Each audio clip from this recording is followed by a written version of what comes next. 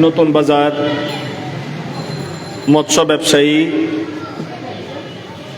সমিতি ভাইদের উদ্যোগে আয়োজিত আজকের এই আজিমুশান বরকতময় মাহফিলে উপস্থিত মুরব্বী বাবারা, যুবক ভাইয়েরা, আওয়াজ যতটুকুন পর্যন্ত বিস্তৃত হচ্ছে শ্রবণরত অন্যান্য ভাইয়েরা, ঘরে বসে শুনছেন মুহতারামা মা এবং বোনেরা, রহিমানি ওয়া রহিমাকুমুল্লাহ, আসসালামু আলাইকুম ওয়া রাহমাতুল্লাহি ওয়া বারাকাতুহু। ওয়ালাইকুম আসসালাম ওয়া রাহমাতুল্লাহি। মহান মুনিবের দরবারে অসংখ্য অগণিত বেশুমার শুকরিয়ার সাজদা আদায় করছি, যে মহান মুনিব অত্যন্ত দয়া করে মায়া করে আজকের এই বরকতময় মাহফিলে আমাদেরকে আসার বসার সুযোগ দান করলেন। বিশেষ করে নয়াবাজার মৎস্য ব্যবসায়ী ভাইদের উদ্যোগে প্রত্যেক বছরের ন্যায় এবছরও পুরজোশভাবে ঈদে মিলাদুন্নবী সাল্লাল্লাহু আলাইহি ওয়াসাল্লাম মাহফিল উদযাপিত হচ্ছে। আমরা মাহফিলে আসলাম, যারা এখনো রাস্তায় ঘোরাফেরা করছেন আল্লাহ তাদেরকে আসার সুযোগ দান করুন, এবং আমরা যারা আসলাম আমরা তকদিরওয়ালা হয়ে গেলাম, শুকরিয়া আদায় করি, মুহাব্বতের আওয়াজে বলি আলহামদুলিল্লাহ। সালাতু সালামের হাদিয়া পেশ করি রহমাতুল লিল আলামিন শফিউল মুসলিমিন সরওয়ারে কায়নাত কামলিওয়ালা নবী মুহাম্মদুর রাসূলুল্লাহ সাল্লাল্লাহু আলাইহি ওয়াসাল্লামের নূরানি কদমে, যে নবীর ওসিলায় আল্লাহ তার নিয়ামতগুলো আমাদেরকে পরিপূর্ণ করেছেন। রসুল আল্লাহর পক্ষ থেকে বড় নিয়ামত, নিয়ামতে উজমা, নিয়ামতে কুবরা, শুকরিয়া আদায় করছি। আরেকটি বার বলি আলহামদুলিল্লাহ। মাইকের আওয়াজ অনেক দূর পর্যন্ত যাচ্ছে। মা বোনদেরকে বিনীত আরজ করব,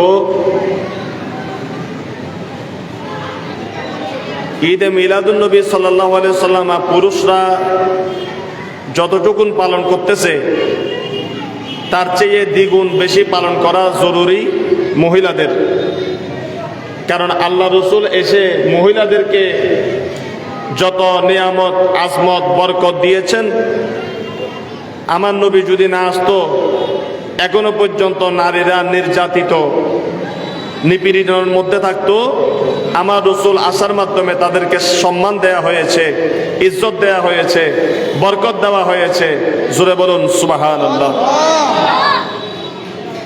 আশেপাশে যারা আওয়াজ শুনতেছেন, অত্যন্ত চমৎকার জান্নাতি পরিবেশে আমাদের মাহফিলের ইন্তজাম। আমার শ্রদ্ধাভাজন মানিক ভাই, প্রকাশ মানিক, জনাব মোহাম্মদ ইব্রাহিম ভাই, আপনাদেরই পরিচিত, অত্যন্ত সুন্দর করে মাহফিলকে ইন্তজাম করেছেন। আপনারা কথাবার্তা না বলে, সাইটটক না করে একটু মাহফিলের দিকে মনোযোগ দেন। ছোট বাচ্চা যারা কথা বলে তাদেরকে পিছনে বসাই দেন, তাদের আওয়াজ যেন এখানে না আসে। আর যুবক ভাইয়েরা যারা জ্ঞান বুদ্ধি হয়েছে, তোমরা মাহফিলের সামনের দিকে আসো, মাহফিলের মধ্যে সুন্দরভাবে বসো। আমি সবাইকে বিনীত অনুরোধ জানাচ্ছি, আসুন আজকের মিলাদুন্নবীর মাহফিলে, শানে মুস্তাফার মাহফিলে অন্তর তাজা হবে, কলব প্রশান্তি আসবে, আখেরাতের কিছু পাথেও আমাদের ইনশাআল্লাহ জোগাড় হবে। আল্লাহ তাআলা সবাইকে কবুল করুন, সবাই বলে আমিন। আরো জোরে আমরা একটু বরকতান দরুদ শরীফ পড়ি, তারপর ইনশাআল্লাহ আলোচনা শুরু হবে ইনশাআল্লাহ। ঠিক আছে কিনা? আল্লাহুম্মা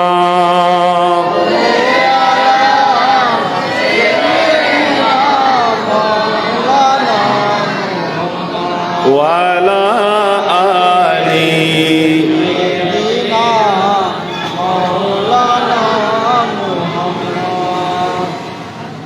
আল্লাহ রসুল যখন ১,৫০০ বছর আগে দুনিয়াতে আসছেন, তখন এর সেই সময়কে বলা হতো জাহেলি যুগ। কি যুগ? জাহেলি যুগ। আইয়ামে জাহেলি, আইয়ামে জাহেলি। তাদের কিছু কার্যকলাপ ছিল যেগুলির মাধ্যমে মানবতা ধ্বংস হয়, পৃথিবী ধ্বংস হয়। আল্লাহকে জিনিস তারা চিনত না, মূর্তি পূজা করত। তাদের মূল কাজ ছিল তিনটা। মূল কাজ ছিল মদ, জুয়া, নারী। কি বললাম? মদ, জুয়া, নারী। মদ খাইতো, জুয়া খেলতো, নারী নিয়ে পড়ে থাকতো। নাউজুবিল্লাহ।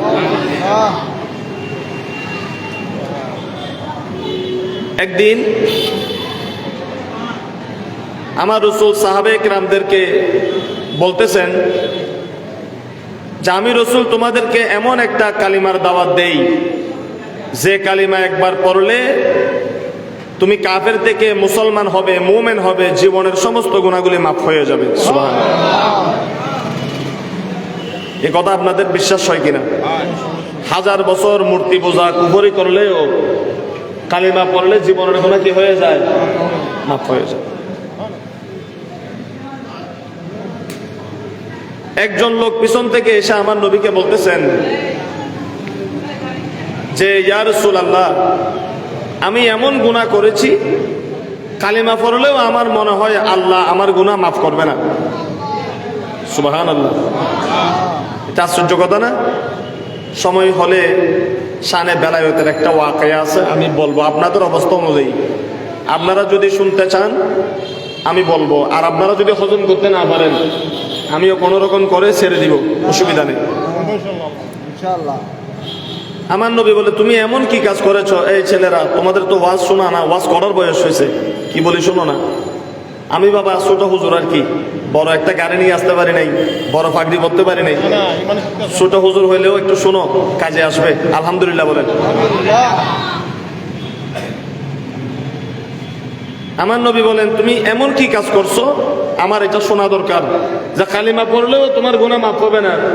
তাহলে তুমি সাধারণ কোনো গুনাহ করো নাই, তোমার গুনাহ কি আমি নবীকে শোনাও। সুবহানাল্লাহ। ওই লোক আমার রাসূলের সামনে আসলেন, এসে বলতেছেন, হে মুহাম্মদ, আল্লাহর প্রেরিত রাসূল, আমি যেই গুনাহ করেছি সেটা বলার মতো সাহস ধৈর্য আমার নাই। সংক্ষেপে বলি শুনো, তুমি কালিমার দাওয়াত নিয়ে আসার আগে জাহেলি যুগে, আজকে থেকে 30 বছর আগে, 20 বছর আগে, 40 বছর আগে আমি যে গুনাহ করেছি সেটা হলো আমি বিয়ে শাদী করেছিলাম।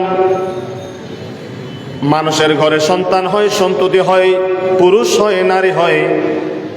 আমার মক্কার মধ্যে পুরুষের বড় দাম, ছেলের বড় দাম। যেন দাদা মারা গেলে, বাপ মারা গেলে ছেলে যুদ্ধ চালাইতে পারে, পুরুষের বড় দাম। কিন্তু আমার তকদিরে পুত্র সন্তান ছিল না। বিয়ে করেছি, একটি নয়, দুইটি নয়, এক নাগারে 7টা কন্যা সন্তান আল্লাহ আমাকে দান করেছেন। কিন্তু বড় আফসোসের বিষয়, একটা সন্তানও আমি রাখতে পারি নাই। আমার 7টা মেয়ে, 7টা কন্যাকে আমি মরুভূমির মধ্যে জীবন্ত কবর দিয়েছি। বলুন নাউজুবিল্লাহ। সবাই বলেন না নাউজুবিল্লাহ, সবাই বলেন নাউজুবিল্লাহ। জীবন্ত। এটা শোনার সাথে সাথে আমার নবী চমকে গেলেন, কি বলে, এটা কি কথা? আসলে গুনাহ বড় না হুজুর? অনেক বড় গুনাহ না? আমাদের এই হালি শহর নয়া বাজারে 7টা মেয়ে মেরে ফেলেছে। এখানে কেন? গোটা পৃথিবী তালাশ করলে এখন পাওয়া যাবে? এত বড় গুনাহ করেছে কেউ পাওয়া যাবে? নাই। বরঞ্চ মেয়ে হলে বাবারা এখন খুশি হয়ে যায়। সুবহানাল্লাহ, ঠিক না? মেয়ে হয়, অন্যরা ছেলে খুঁজে, বাবা বলে 7টা হোক, 15টা হোক, 14টা হোক, ঠেলা গাড়ি চালায়, রিক্সা চালায়, তারপরও তার মন খুশি। কে দিয়েছে এই ভালোবাসা? আমার আল্লাহ দিয়েছে, আমার নবীর ওসিলায়। সুবহানাল্লাহ, ঠিক না বে ঠিক? সাত ফুই ওগো মাইয়ে নুও দাঁড়ার গুতই অদজু রান মন্নান বড় ফেরাছেন কি হইবা? টিয়া আছে, দন আছে, গাড়ি আছে, বাড়ি আছে, সাত ফুয়ার বাপ আল্লাহ গানে মাইয়ে নো দে, আল্লাহর গো কিনো দে, এল্লাও শাসানা নেই। হ্যাঁ, আমার রাসূল ওই লোকটাকে বললেন, এ আরবের পথচারী মরুব বেদুইন, 7টা মেয়েতে ভাবে কবর দিলা, তোমার কি কলিজা কাঁপে নাই? তোমার কি অন্তর কাঁপে নাই? ওই লোক বলতেছে, ইয়া রাসূলুল্লাহ, আল্লাহর হাবিব, 7টা মেয়ে কিভাবে কবর দিলাম অত লম্বা বর্ণনা করার সময় আমার নাই, আপনারও শোনার সময় নাই, আবার আমারও বলার ধৈর্য নাই। আপনি যদি শুনেন, আশেপাশের সাহাবায়ে কেরাম শুনলা আমাকে এখান থেকে বের হতে দিবে না, হৃদয় বিদারক ঘটনা। তবে আমি আপনাকে আমার একটা কন্যার ঘটনা বলবো একেবারে শেষে, যেই মেয়েটাকে আমি জীবন্ত খবর দিয়েছি, আমার সেই মেয়েটার কথা আমি আপনাকে শোনাবো। বলুন সুবহানাল্লাহ। আহা, লোকটা বলতে লাগলেন, ইয়া রাসূলুল্লাহ, একজন একজন কন্যা তো কবর দিলাম, একেবারে শেষে 7 নাম্বার আমার একটা কন্যা সন্তান হলো। আমার মেয়েটাকে আমি আমার স্ত্রীর কোল থেকে ছিনিয়ে নিলাম, হওয়ার সাথে সাথেই আমার স্ত্রী আমার হাত ধরে ফেললো, বলে, স্বামী শোনো, 6টা মেয়েকে জীবন্ত কবর দিয়েছ। কয়টা? 6টা মেয়েকে জীবন্ত কবর দিয়েছ, এটা আমার 7 নম্বর মেয়ে। এই মেয়েটাকেও যদি কবর দাও, তোমাকে বাবা বলার মতো কেউ থাকবে না, আমাকে মা বলার মতো কেউ থাকবে না। আমি তোমার কাছে অনুমতি চাই, জীবন গেলে যাবে, মানুষ ধিক্কার দিলে দিবে, লুকিয়ে হলেও এই মেয়েটাকে আমরা চলো লালন পালন করি।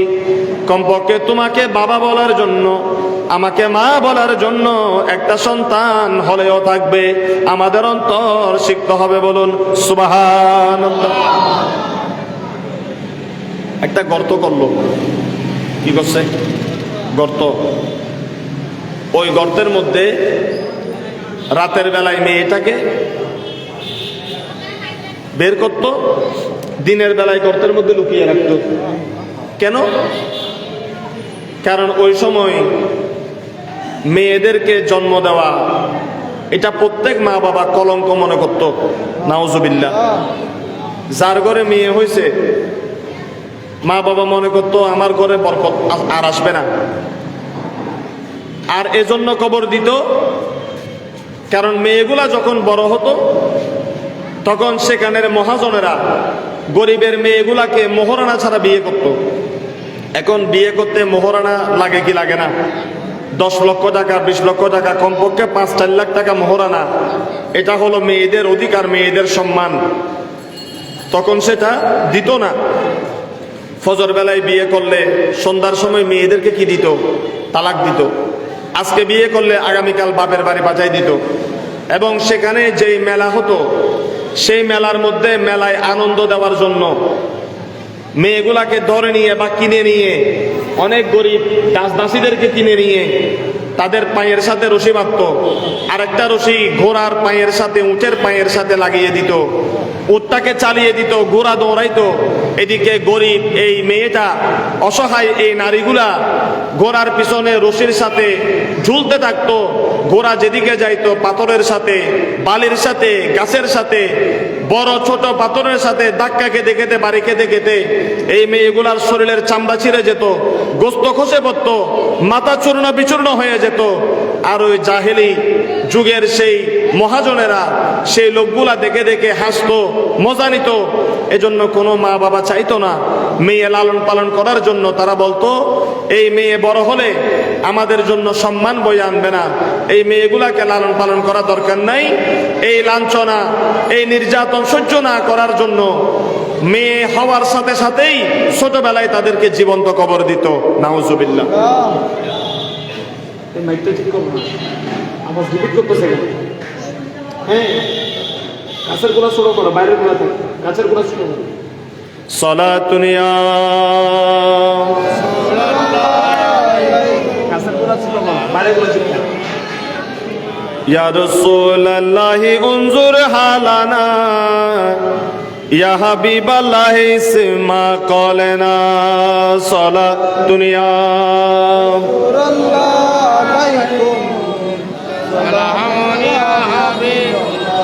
বন্ধুরা আমার, বাবারা আমার, শুধু তাই নয়, কোন বাবা যদি সৎ মাকে রেখে যেত, কি মা, আমাদের এখানে প্রথম বউ মারা গেলে পুরুষেরা দ্বিতীয় বিবাহ করে কি করে না?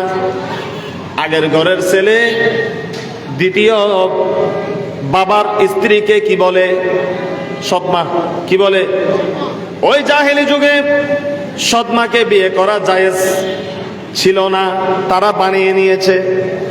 বাবা মারা গেলে সন্তান যেভাবে সম্পদ দখল করত, ছেলেগুলা বলতো এটা আমার সৎমা, আমার বাবার জায়গা সম্পত্তি যেভাবে আমি হস্তগত করেছি, আমার সৎমাকেও আমি বউ বানাতে পারবো। বলুন নাউজুবিল্লাহ। আর জোরে বলেন না নাউজুবিল্লাহ। কেমন কথা এগুলো? শুধু তাই নয়, কিছু কিছু গোত্র ছিল ভারতের মধ্যে, এই সতীদাহ প্রথা অনেক দিন ছিল, পরে বন্ধ করা হয়েছে। স্বামী মারা গেছে, কবর করবে কয়টা? মানুষ মরছে একজন, কবর করবে কয়টা? সেখানে প্রথা ছিল, মারা গেছে স্বামী, কবর করতো।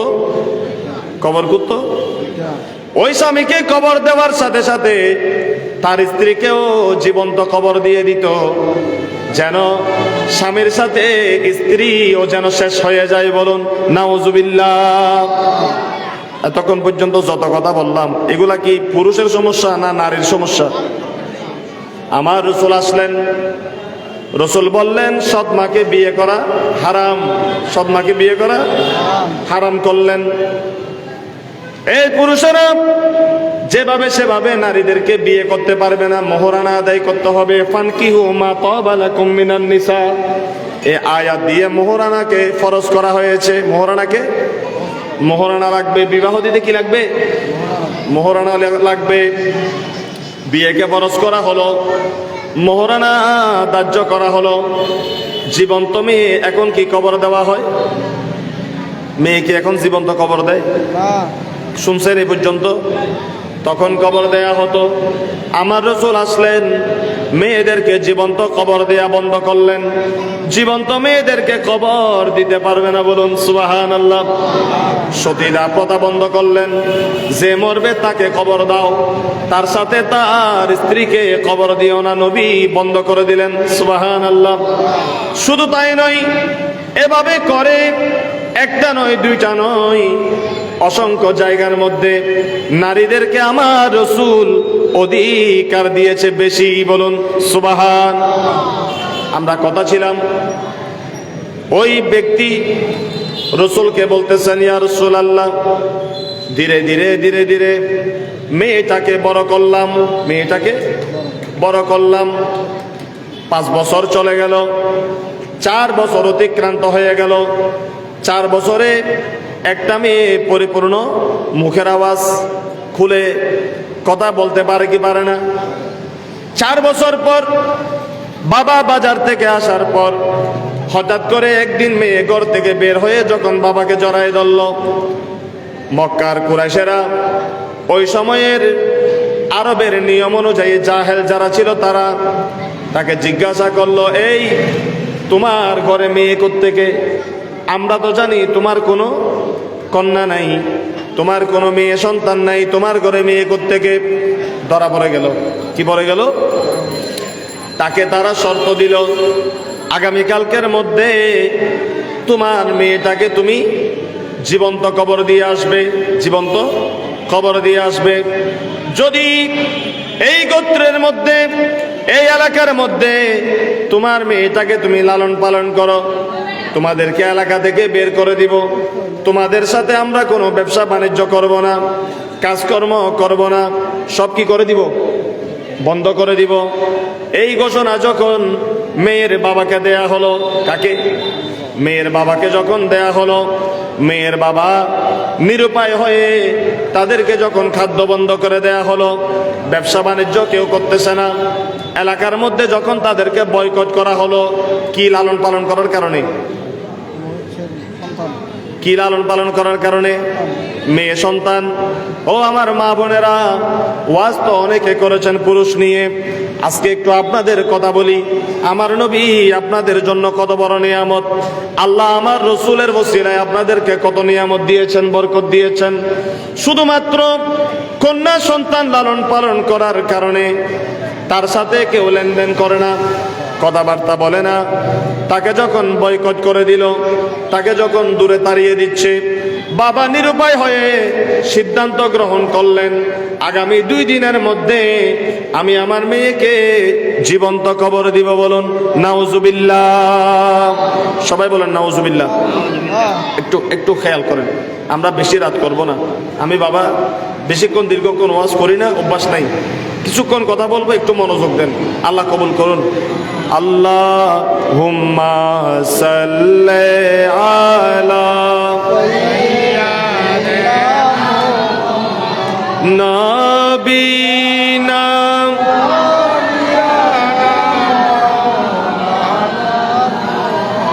কোথায় রইলেন দয়াল নবী আমাদেরকে ছাড়িয়া, আপনার তিম উম্মতি কাঁদে নবী নবী বলিয়া। আল্লাহুম্মা সাল্লি আলা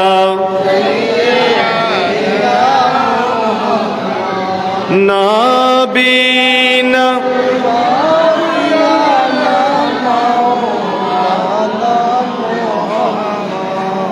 ইচ্ছা করলে প্রাণের নবী থাকতে পারতেন আরশে, উম্মতের ওই মায়ায় পড়ে শুয়ে আছেন মদিনায়। আল্লাহুম্মা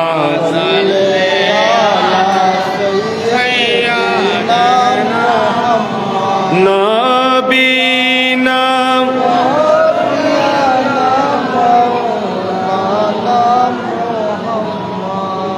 আল্লাহ কবুল করুন জোরে।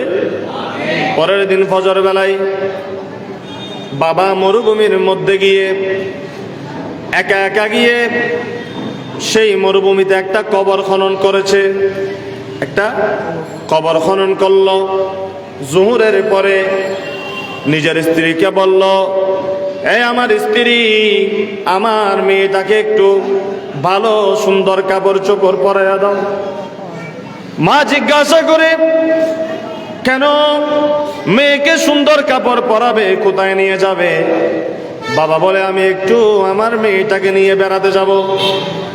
মা চোখের পানি ছেড়ে বলতেছেন, তুমি অবশ্যই আমার আগে যে 6টা মেয়েকে জীবন্ত কবর দিয়েছ, আমার এই 7 নম্বর মেয়েটাকেও কি করবে?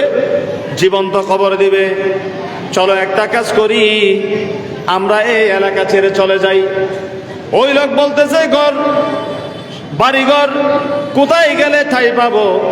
কোনোখানে মরুভূমিতে যেখানে সেখানে বসবাস করা যায় না, এলাকা গোত্র ছেড়ে কোথায় যাব? পানি থাকবে না, খাদ্য থাকবে না। মার মনের মধ্যে চটপট করে, নিরুপায় হয়ে বাবাকে ওই মেয়েটাকে সাজাইয়া বাবার হাতের মধ্যে তুলে দিয়েছে। মা চোখের পানি মুছতেছে আর চিন্তা করতেছে, না জানি আমার মেয়ে আবার আমার ঘরে ফেরত আসবে কিনা। বলুন সুবহানাল্লাহ। 4 বছরের মেয়ে খুব আদরের হয়, পাগনা পাগনা কথা বলে। হ্যাঁ, 5-6 বছরের মেয়েরা কি হয়? আমারও মেয়ে একটা আছে, আলহামদুলিল্লাহ বলেন। আপনাদের মেয়ে আছে কি নেই? বড় মহাব্বতের না? ছোটবেলায় মেয়ের ডাক, মেয়ের আওয়াজে বাবা ডাক একরকম সুন্দর, ছেলের কণ্ঠে একরকম সুন্দর, মেয়ে যদি 40 বছর হয়ে যায় তখনও মেয়ের বাবার ডাক কলিজা ঠান্ডা হয়ে যায়। সুবহানাল্লাহ, ঠিক না ভাই? ঠিক। এটা তো আমি যুবকদেরকে বুঝাইতে পারবো না। যেদিন তোমরা বড় হয়ে বিয়ে করবা, যেদিন তোমাদের ঘরে ছেলে মেয়ে হবে, সেদিন বুঝতে পারবা তোমাদের মা বাবা তোমাদেরকে পেয়ে কত খুশি হয়েছিল, তোমাদের জন্য কত মেহনত, কত পরিশ্রম করে তোমাদের জন্য তাদের জীবন যৌবন বিসর্জন দিয়েছে, ঠিক না ভাই? ঠিক। মেয়েটাকে সাজিয়ে দেওয়া হলো, বাবা কোলের মধ্যে নিলেন, কোলের মধ্যে করে মরুভূমির দিকে পথ চলতে লাগলেন। আস্তে আস্তে যাইতে যাইতে ছোট্ট মেয়ে কথা বেশি বলে না, বাবার কত দূর, মেলার কত দূর, আমরা কোথায় যাচ্ছি, কোথায় যাব, কোথায় গিয়ে থামবো, এই ধরনের নানান ধরনের কথা বাবা বলতেছেন, মেয়ে শুনতেছেন, মেয়ে বলতেছে, বাবা শুনতেছে। এভাবে বাবা খেয়াল করতেছে সূর্য কখন পশ্চিম আকাশে আস্তে আস্তে অস্ত যাচ্ছে, একটু অন্ধকার হওয়ার জন্য। এভাবে যেতে যেতে অনেক দূর যাওয়ার পর ফজর বেলায় যেখানে গর্ত করে এসেছে মেয়েকে কবর দেওয়ার জন্য, সেখানে যখন কাছাকাছি গেল, বাবা মেয়েটাকে কপালে চুমো দিলেন, চোখের মধ্যে চুমা দিলেন, কলমের সাথে মেয়েকে ঝরায় ধরে বাবা বড় আদর করলেন, মোহাব্বত করলেন। গর্ত যেটা করে এসেছে ফজর বেলায় এই ছোট মেয়েটাকে সেই গর্তের মধ্যে দাঁড় করিয়ে দিলেন। বলুন সুবহানাল্লাহ। গর্তের মধ্যে মেয়েটাকে দাঁড় করিয়ে দিয়ে বাবা আস্তে আস্তে গর্তের মধ্যে বালি চাপা দিচ্ছে। সুবহানাল্লাহ। আস্তে আস্তে গর্তে কি দিচ্ছে? বালি চাপা দিচ্ছে। বালি দিতে দিতে হাঁটু পর্যন্ত বালি আসলো, কোমর পর্যন্ত যখন বালি আসতেছে, মেয়ে বলতেছে, বাবা তুমি আমাকে বালি চাপা দিচ্ছ কেন? মেয়ে এভাবে বলতেছে, বাবা মুখে কোনো কথা বলে না, কোনো জবাব দেয় না, বালি গুলা দিতেছে। দিতে দিতে দিতে দিতে মেয়েটার বুক পর্যন্ত বালি চলে আসলো। বলুন সুবহানাল্লাহ। কতটুকু? কতটুকু? বাবা কত বড় হৃদয় বিদারক জাহেলি যুগের ঘটনা। আজকে কিভাবে মেয়েদের সম্মান পেলাম, কিভাবে মেয়েদেরকে আজকে মোহাব্বত করে আমরা বাবা হিসাবে আদর করতে পারতেছি, কিভাবে মেয়েরা স্বামীর ঘরের মধ্যে সম্মান নিয়ে আজকে বসবাস করতেছে, কিভাবে একটা সৎ মা, আপন মা পর্যন্ত যেখানে কোনো ইজ্জত সম্মান ছিল না, আজকে স্বামীর ঘরে, সন্তানের ঘরে সম্মান পাচ্ছে কি পাচ্ছে না? কথা বলেন, পাচ্ছে কি পাচ্ছে না? একটু খেয়াল করেন আমার মা বোনেরা। সন্তানের বুক পর্যন্ত বালি চলে আসলো, তখনও মেয়ে বলে কি বাবা, মেয়ে বলে কি বাবা। বালি আস্তে আস্তে যখন নাক পর্যন্ত চলে আসলো, মেয়েটার নিঃশ্বাস নিতে পারতেছে না, তখন মেয়েটা বাবা বলে না। মেয়েটা বুঝে ফেলেছে মেয়েটাকে জীবন্ত কবর দেওয়ার জন্য এই মরুভূমির মধ্যে আনা হয়েছে। নাউজুবিল্লাহ। বাবারা আমার, বন্ধুরা আমার, মেয়েটা তখন আকাশের দিকে হাত বাড়িয়ে দিয়েছেন, আল্লাহর দরবারে ফরিয়াদ করতে লাগলেন, এ রব্বুল আলামিন, কোন জামানার মধ্যে, কোন যুগের মধ্যে পাঠাইলা যেখানে সন্তানের হাতে, বাবার সামনে সন্তান নির্বিচারে জীবন্ত কবরস্থ হয়, বাবার কাছে সন্তান নিরাপদ থাকতে পারে না। কোন জামানার মধ্যে আল্লাহ পাঠিয়েছ যেখানে সন্তানেরা বাবাকে বাবা বলে ডাকতে পারে না, সমাজের মধ্যে নারীরা বসবাস করতে পারে না। আল্লাহ এমন জগৎ আমরা চাই না, এমন দুনিয়া আমরা চাই না। সেদিন সেই মেয়ে ওই কবরের মধ্যে দাঁড়িয়ে, বালির মধ্যে দাঁড়িয়ে হাত তুলে আল্লাহর কাছে ফরিয়াদ করেছেন, রব্বানা وابعث فيهم رسولا منهم يتلو عليهم آياتك ويعلمهم الكتاب والحكمة ويزكيهم إنك أنت العزيز الحكيم سبحان الله। সেদিন সেই মেয়ে আল্লাহর দরবারে ফরিয়াদ করেছেন, রব্বুল আলামিন, কে আমাদেরকে রক্ষা করবে, কে আমাদেরকে বাঁচাবে, কে আমাদেরকে নিরাপত্তা দান করবে, আমরা যেন বসবাস করতে পারি, আমাদেরকে নিরাপত্তার বিধান করবে।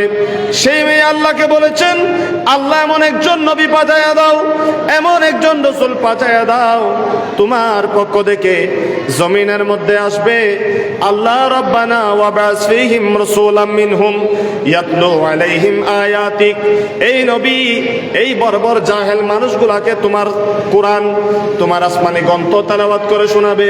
ইয়াতলু আলাইহিম আয়াতিকা ওয়া ইউআল্লিমুহুমুল কিতাবা, তাদেরকে কিতাবের জ্ঞান শিক্ষা দিবে। ওয়া ইউযাক্কিহিম, তাদেরকে নাপাকি থেকে পবিত্র করবে, তাদেরকে পরিচর্যা করবে, তাদেরকে সুন্দর সুন্দর ইবাদত পরামর্শ শিক্ষা দিবে। ইন্নাকা আনতাল আজিজুল হাকিম, আল্লাহ তুমি তো ক্ষমতাধর, তুমি তো পরাক্রমশালী, তুমি এই ধরনের একজন নবী, বরকতময় নবী আমাদের নারীদের অধিকার প্রতিষ্ঠার জন্য জমিনের মধ্যে পাঠায়া দাও। জোরে বলুন সুবহানাল্লাহ। আল্লাহু আকবার।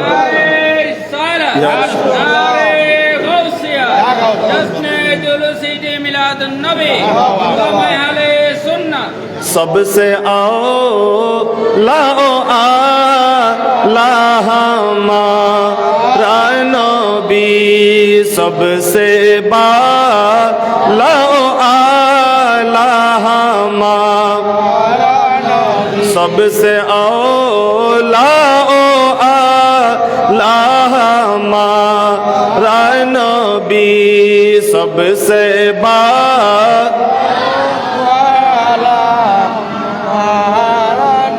अपने मौला का प्यारा हमारा नबी, दोनों आलम का दुल्हा हमारा नबी, सबसे आओ पढ़ना, सबसे बाला ओ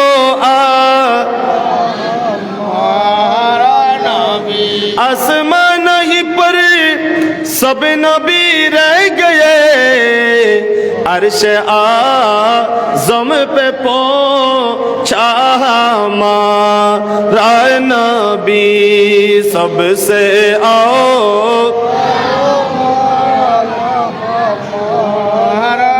सबसे बाला ओ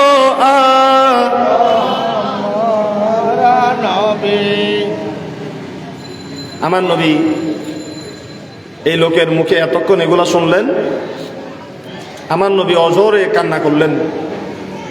আবু বকর সিদ্দিক কান্না করতেছেন, উমর আল ফারুক কাঁদতেছেন, সমস্ত সাহাবীরা কান্নার মধ্যে যখন মুক্তালা, তখন আমার রাসূল মিম্বারের মধ্যে দাঁড়িয়ে গেলেন। সুবহানাল্লাহ। কোথায় দাঁড়ালেন? মিম্বারে। আমার রাসূল মিম্বারের মধ্যে দাঁড়িয়ে চোখের পানি মুছতে মুছতে ঘোষণা দিলেন, এ দুনিয়ার মানুষ, আমার উম্মত শুনো, মেয়েদেরকে তোমরা কেন হালকা মনে করো? তোমার কন্যা সন্তানকে কেন তুমি বোঝা মনে করো? আসো, আজকে আমি তোমাদের কন্যা সন্তানের নিয়ামত বর্ণনা করব। তুমি মেয়ের বাবা হলে, তোমার ঘরে কন্যা সন্তান হলে কি নিয়ামত বরকত আমি আজকে তোমাদেরকে শোনাবো। বলুন সুবহানাল্লাহ। এই কথা বলে আমার রাসূল নিজের হাত উপরের দিকে তুললেন, নিজের হাত উপরের দিকে তুলে সাহাবে একরামদেরকে বলতেছেন, ও সাহাবীরা দেখো, আমার এই দুই আঙ্গুলের মাঝে কোনো ফাঁক আছে কিনা। দুইটা আঙ্গুল দেখালেন, বলে দেখো আমার দুই আঙ্গুলের মাঝে কোনো ফাঁক আছে কিনা। সাহাবে একরামরা বলতেছেন, হুজুর দুই আঙ্গুলের মাঝে কোনো ফাঁক দেখি না। আমার নবী বলেন, যাকে আল্লাহ 3টা কন্যা সন্তান দান করেছে, কয়টা? 6টা বলে নাই, 5টা বলে নাই, 3টা মেয়ের কথা বলেছেন। যাকে আল্লাহ 3টা কন্যা সন্তান দান করেছে, সে যদি মেয়েগুলাকে ভালোবাসে, পড়ালেখা করায়, বড় করে, পর্দা পুশিদা করে, বিবাহের বয়স হলে উপযুক্ত একটা পুত্র সন্তানের হাতে যদি মেয়েগুলাকে বিয়ে দেয়, আমি রাসূল তোমাদেরকে ওয়াদা করলাম কিয়ামতের ময়দানে আমার এই দুই আঙ্গুলের মাঝে যেরকম কোনো ফাঁক নাই, দুই আঙ্গুলের মাঝে যেরকম কোনো ফাঁক নাই, কিয়ামতের দিন ওই মেয়ের মা বাবা আমার সাথে জান্নাতে যাওয়া পর্যন্ত থাকবে। বলুন সুবহানাল্লাহ। একজন লোক দাঁড়িয়ে বলতেছেন, ইয়া রাসূলুল্লাহ, যদি দুইটা কন্যা সন্তান থাকে আমার, তাহলে কি হবে? আমার নবী বলে, যদি তোমার ঘরে দুইটা কন্যা সন্তান থাকে, ওই দুইটা মেয়েকে যদি পড়ালেখা করাও, পর্দা পশিদা দিয়ে বড় করো, তাদেরকে যদি সুন্দর মতো খরচ পোষণ দাও, আমি রাসূল ওয়াদা করলাম দুইটা কন্যা সন্তান হলেও আমি জান্নাতে তুমি যাওয়া পর্যন্ত কিয়ামতের ময়দানে তোমার সাথে লেগে থাকবো। বলুন সুবহানাল্লাহ। এজন্য যাদের ঘরে এখন মেয়ে, তাদের দাম বেশি না কম? কথা বলেন, বেশি না কম?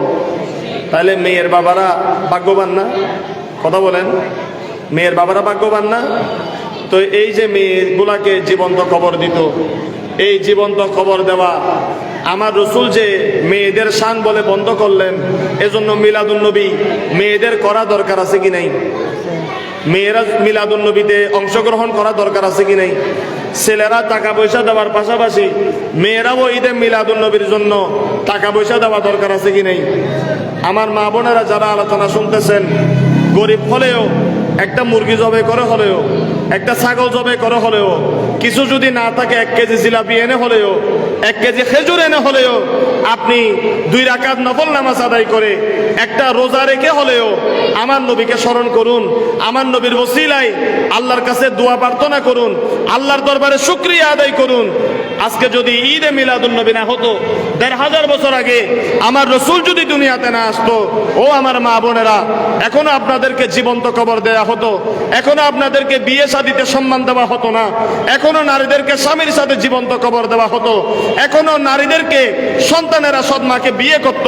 এগুলি বন্ধ করেছেন আমার নবী।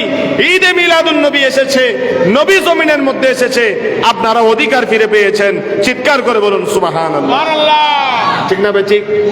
কথা বলে ঠিক না বেঠিক?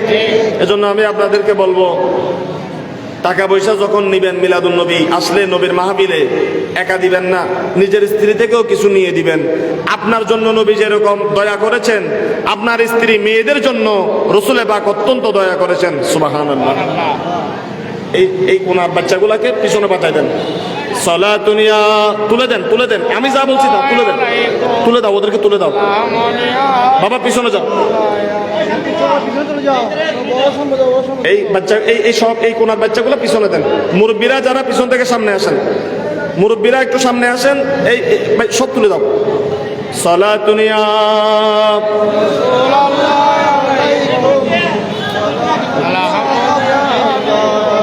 चैन आता है मेरी दिल को तमाम, नाम लेते ही तुम्हारा या नबी सला दुनिया।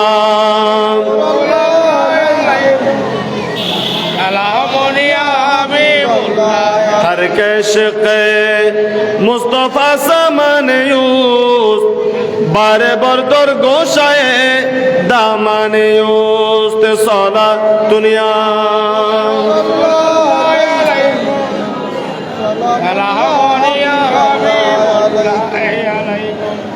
কার লাগিয়া কান্দরে মন, কারে লাগিয়া বান্ধ তুমি, কারে লাগিয়া কান্দরে মন, কারে লাগিয়া।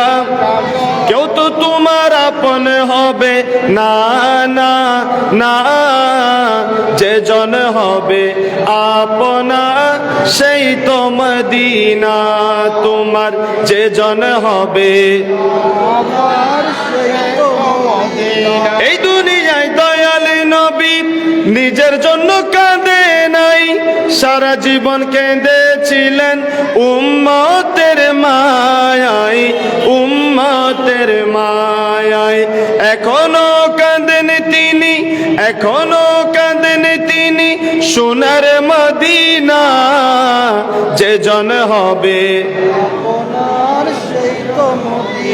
হায়রে কারে লাগিয়া কান্দরে মন, কারে লাগিয়া বান্দ তুমি, কারে লাগিয়া করে মন কার লাগিয়া সলাতুনিয়া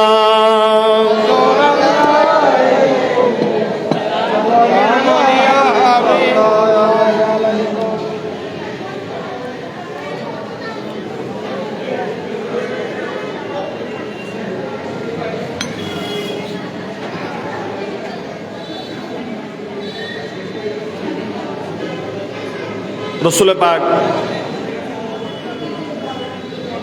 সাল্লাল্লাহু আলাইহি ওয়াসাল্লাম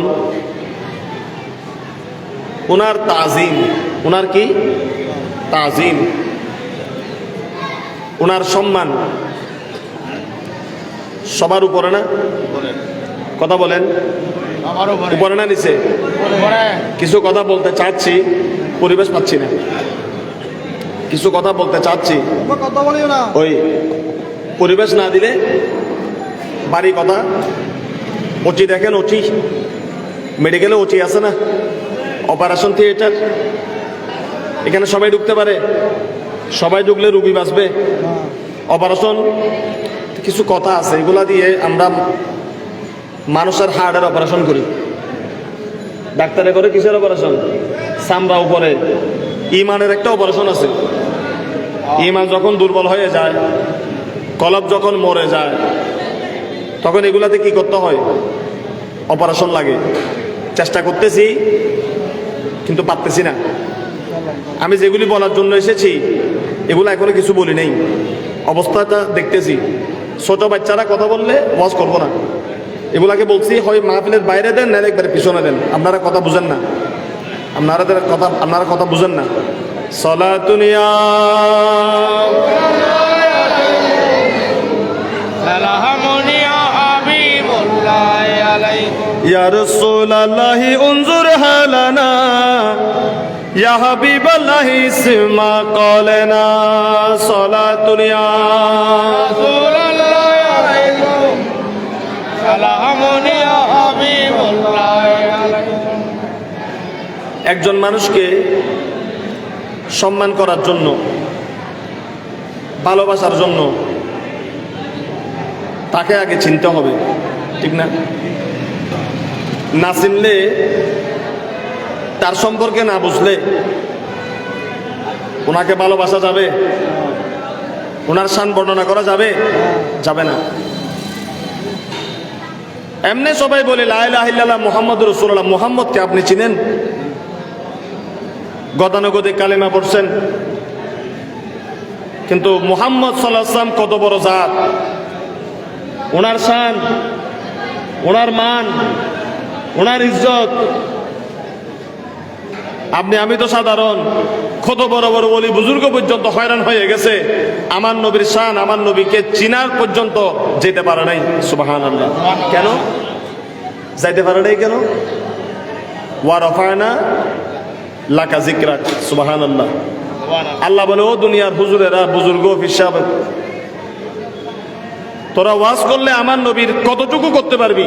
তোদের ভিতরে আছে কি এলেম? আছে কদ্দুর? ওয়া মা উতীতুম মিনাল ইলমি ইল্লা কলিলা। খোদা বলে একেবারে কম কম কম কমের কম এলেম আমি তোদেরকে দিয়েছি। ওই এলেম দিয়ে মানুষ কি করে? কোরআন মুখস্থ করে ফেলে। ওই এলেম দিয়ে মানুষ হাজার হাজার কিতাব লিখে। ওই এলেম দিয়ে মানুষ রকেট আবিষ্কার করে, প্লেন আবিষ্কার করে। দিছে কতটুকু? এই একেবারে আল্লাহর এলেমের, সাগরের জ্ঞানের আল্লাহ যেভাবে দিয়েছে আর কি মানুষকে দান করেছে, আল্লাহ বলে একেবারে একটুখানি দিছি। এই একটুখানি দিয়ে দুনিয়া কাঁপাইতেছে মানুষ, ঠিক না? আল্লাহ বলে ওই ক্ষুদ্র জ্ঞানে আমার নবীর ওয়াজ করলেও বা কতটুকু করতে পারবা? এজন্য খোদা বলে, নবীরে আমার, দুনিয়ার মানুষ আপনাকে চিনতে পারবে না। এজন্য আল্লাহ বলতেছেন, আমি বলতেছি আমার নবীর শান কি? ওয়া রাফা'না লাকা যিকরাক। নবী, আপনার শান আমি আল্লাহ বুলন্দ করেছি। আপনি নবীর ওয়াজ করার জন্য আমি আল্লাহর কুদরতি জবান 24 ঘন্টা চলতেই থাকে। বলুন সুবহানাল্লাহ। সুবহানাল্লাহ। ওই নবীর মাহফিলে বসছেন, নাই ওই নবীর আমার মতো, আপনার মতো মরে গেছে, ফসি গেছে, গলি গেছে, মিলাদ জায়েজ নাই, দাঁড়ানো দরকার নাই, মিলাদুন নবী বেদাত, এই ধরনের কথা যারা বলতেছেন আপনাদেরকে পরম মুহাব্বতের সাথে অনুরোধ করব, আমার ওয়াজ শোনার সাথে সাথে একটু তওবা করেন। কারণ রাত্রে যদি এই সমস্ত কথা এবং এই সমস্ত চিন্তা নিয়ে যদি রাত্রে ঘুমাইয়া যদি মরেন, জাহান্নাম আপনাকে টেনে নিতে বেশিক্ষণ দেরি করবে না। ঠিক না ভাই? ঠিক ঠিক না ভাই? ঠিক। ঠিক। আমরা কি করলাম? একটা স্টেজ করলাম মাহফিলের জন্য, কিছু লাইট লাগাইলাম, আমাকে দাওয়াত দিলেন, ঠিক না? আমরা সম্মান করলেই বা আর কতটুকু করবা? আমি কি মদিনাতে যেতে পারতেছি নাকি নবীকে সামনে পাচ্ছি? আমার নবী তো আমাদের কাছ থেকে পর্দা করেছেন আজকে থেকে ১,৫০০ বছর আগে, ঠিক না ভাই? ঠিক। কিন্তু আমার নবী এখানে আছেন, আছে আছে না নাই? আছে এটা আছে নাই। আপনি যদি মনে করেন নবী নাই, ইমানই নেই। ইমান নাই, আল্লাহ আছে কিনা? এগুলো বলে ইমান নাই। চোখে দেখেননি? ইবলিস শয়তান আছে, ইবলিস শয়তান আসেনি? হেতে তো মরে না। তো হেতে আছে যে এটা বুঝতে পারেন, সে ওয়াসওয়াসা দেয় এটা বুঝতে পারেন। আল্লাহ বলতেছে, ও আমার বান্দা, আমি তোমার শাহী রোগের চেয়ে আরো নিকটে থাকি। এজন্য আল্লাহ বলেন, আমি যেরকম থাকি আমার রসুল তাকে মানে, আমার রসুলের মুহাব্বত, আমার রসুলের অস্তিত্ব। কারণ আল্লাহ বলতেছেন, আন নাবিয়্যু আওলা বিল মুমিনিনা মিন আনফুসিহিম। ও আমার বান্দারা, নবীকে তোমরা দূরে কেন মনে করো? নবী তো অনেক নিয়ারেস্ট সুপারলিটিভ ডিগ্রি, যেটার কাছে আর কোনো কাছে নাই, তারও কাছে আমার নবী বলে আমি মুমিনের সাথে থাকি। জোরে বলুন সুবহানাল্লাহ। সুবহানাল্লাহ। কোরআনের আয়াত, আন-নাবিয়্যু আওলা বিল মুমিনিনা মিন আনফুসিহিম। মুমিন হতে হবে। আপনি নবীরে গালি দিয়ে যদি বলেন আমি বহুত বড় মুমিন, তুমি মুমিন না, তুমি শয়তানের দাদা। হ্যাঁ, তুমি সিজদা দিতে দিতে কপাল কালো করে ফেলছো। মিলাদুন নবী আসলে তুমি শিরিক আর বেদাতের ফতোয়া দাও, তুমি শয়তানের দাদা। তোমার এই সই যখন লাভ হবে, তখন তোমার কাছে নবী দূরে লাগবে, তখন তোমার কাছে নবী দূরে। দূরে থাকবে। কিন্তু তুমি যদি মুমিন হও, আমার নবীর ভালোবাসা যদি তোমার কলবে থাকে, দেখবা নবী মদিনায়, নবী আসমানে, নবী দূরে নয়, নবী তোমার অনেক কাছে। সুবহানাল্লাহ। সুবহানাল্লাহ। কথাটা পছন্দ হয়েছে কিনা? কার কার পছন্দ হয় নাই হাত তোলেন তো। সবার পছন্দ হয়েছে? কি আমারে খুশি করে ফেললেনি? আমাকে খুশি করার জন্য? কার কার এই কথাটা পছন্দ হয়েছে হাত তুলেন তো। পছন্দ কার কার হয়েছে? नारे तकबीर ইয়া আল্লাহ। नारे रिसालत नारे गौसिया जश्न जुलूस ईद मिलाद नबी मौलाना रबीन हुसैन এই বাবারা, বন্ধুরা, আরে তুমি আমি কি তাজিম করি? তোমার আমার তাজিম করলেই বার কি? তুমি আমি মুমিন সুন্নি হিসাবে নবীর নাম আসলে মুখের মধ্যে শুধু তো একটু করে কি দেই? চুমা দেই। কি দেই? কি দেই? জায়েজ আসেনি? কিতাবে দেখছেন নি? কে বলছে জায়েজ আছে? জায়েজ জায়েজ আছে কি নাই? আছে না নাই? অবশ্যই জায়েজ। বিশ্ববিখ্যাত মুহাদ্দিস আল্লামা জালালউদ্দিন সুয়ুতী রহমতুল্লাহ আলাইহি, ওনার তাফসীরে জালালাইনের মধ্যে আর অন্যান্য মুহাদ্দিস বলেছেন, আরে নবীর নামে চুমা দিলে এটাকে আমরা ফরজ বলি না, সেজন্য তোমার মন না চাইলে দিবা না। এটাকে আমরা ওয়াজিব বলি না, মন না চাইলে দিবা না, করার জন্য বাধ্যবাধকতা নাই। এটাকে আমরা সুন্নত বলি না। ইবাদতের মধ্যে প্রথমে ফরজ, তারপরে ওয়াজিব, তারপরে সুন্নত, তারপরে নফল। মুহাদ্দিসিনে কেরাম বলতেছেন, নবীর নামে চুমা দেওয়া ফরজ নয়, সুন্নত নয়, ওয়াজিব নয়, নফল নয়। কিন্তু যদি কোনো মানুষ মুহাব্বতে নবীর নামে চুমা দেয়, সাহাবে কেরামরা দিয়েছেন, এটা দেওয়া মুস্তাহাব। যদি করতে পারো আল্লাহ খুশি হয়ে যাবে। বলুন সুবহান। খবরে গেলে দিতে হয় যে কিন্তু বিরুদ্ধে বলা যাবে? বিরুদ্ধে বলা যাবে? বিরুদ্ধে বলা যাবে? মনে চাইলে দিবেন, মনে না চাইলে। এখানে অনেক মানুষ টুপি ছাড়া আসে নাই, আসছে কি আসে নাই? তো সে টুপি পায় নাই বা রাস্তা থেকে মাহফিলে ঢুকছে, কোনো সমস্যা? সমস্যা নাই। কিন্তু নামাজে যদি টুপি না দেয়, নামাজটা সুন্দর হবে? কথা বলেন। নামাজে যাওয়ার সময় টুপি দিতে হয় না? নামাজের টুপি দেওয়া নবীর সুন্নত। নামাজের টুপি দেওয়া কি নবীর সুন্নত। এবং টুপির উপরে পাগড়ি ভরা এটাও কার সুন্নত? আমার নবীর সুন্নত। এখন দেখা যায় অনেক ভাই নামাজে টুপি দেয় না, এটা করা যাবে না। নামাজের মধ্যে টুপি দিলে সুন্দর লাগে, এটা ইসলামী লেবাস। নামাজের মধ্যে টুপি দিলে আল্লাহ খুশি হয়। সাহাবায়ে কেরামরা টুপি ব্যবহার করেছেন, আমরাও নামাজের মধ্যে টুপি ব্যবহার করব ইনশাআল্লাহ। রাজি আছে কি নাই? রাজি। কথা বলেন আছে কি নাই? রাজি। আমরা কোনোদিন আমাদের দাদাকে, বাবাকে, মুরব্বীদেরকে টুপি ছাড়া নামাজ পড়তে দেখছি? অনেক মুরব্বী দেখা গেছে জুমার নামাজে যাচ্ছে, অর্ধেক রাস্তায় যাইয়া দেখে টুপি দিতে ভুলে গেছে, আবার ঘরের মধ্যে ফেরত গিয়ে টুপি নিয়ে তারপর মসজিদে গেছে। ঠিক না ঠিক? কিন্তু কিছু আমার যুবক ভাইয়েরা আজকে ফ্যাশনের নামে, মডেলের নামে, আধুনিকতার নামে তুমি অন্যান্য জায়গায় ফ্যাশন, মডেল, আধুনিকতা নিজের মতো করবে, অসুবিধা নাই। খবরদার, ইসলামের কোনো কাজের মধ্যে তুমি আধুনিকতার নামে কোনো সুন্নত যদি ছেড়ে দাও, কোনো নিয়ম রেওয়াজ যদি ছেড়ে দাও, তোমার বাপ দাদা আলেম ওলামা যেভাবে আমল করেছেন এটা যদি তুমি ছেড়ে দাও, তোমার আমলগুলি নষ্ট হয়ে যাবে, আমলগুলি বরবাদ হয়ে যাবে। ঠিক না ঠিক? তাহলে নামাজের টুপি রাখবো, রাখতে পারবো? যুবক ভাইরা কি বলেন, নামাজের টুপি রাখতে পারবো ইনশাআল্লাহ? আল্লাহ কবুল করুন।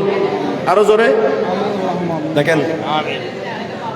বন্ধুরা আমার, সম্মানের ক্ষেত্রে, ইজ্জতের ক্ষেত্রে, তাজিমের ক্ষেত্রে আমি আপনি কি তাজিম করি, আমি আপনি কতটুকু সম্মান নবীকে দেখাই?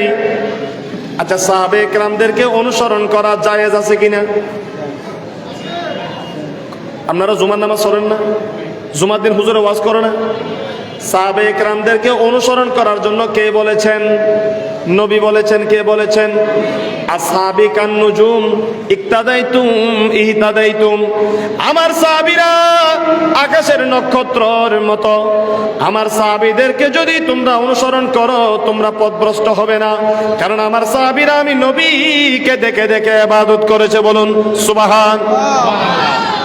আপনি আমি কিভাবে তাজিম করি, সাহাবায়ে কেরামরা কিভাবে সম্মান করেছেন, হাদিসের কিতাবে কি আছে একটু জানা দরকার আছে কি নাই? কথা বলেন। এটা বুখারী শরীফ। এটা কি? এটা কি শরীফ? এটা বুখারী শরীফ। এটা কিন্তু আবার মেইন কিতাব ওইটা না। মেইন কিতাব থেকে ছোট্ট করে আলগাইতে সুবিধার জন্য এটা করা হয়েছে। মেইন যেটা, এটা হইলো আরো বড়, মানে অক্ষরগুলা বড়। পাশে দিয়ে হাসিয়া আছে 30 পারা। কয় পারা? এখানে 30 পারা সব হাদিস আছে, ছোট করে লেখা হয়েছে।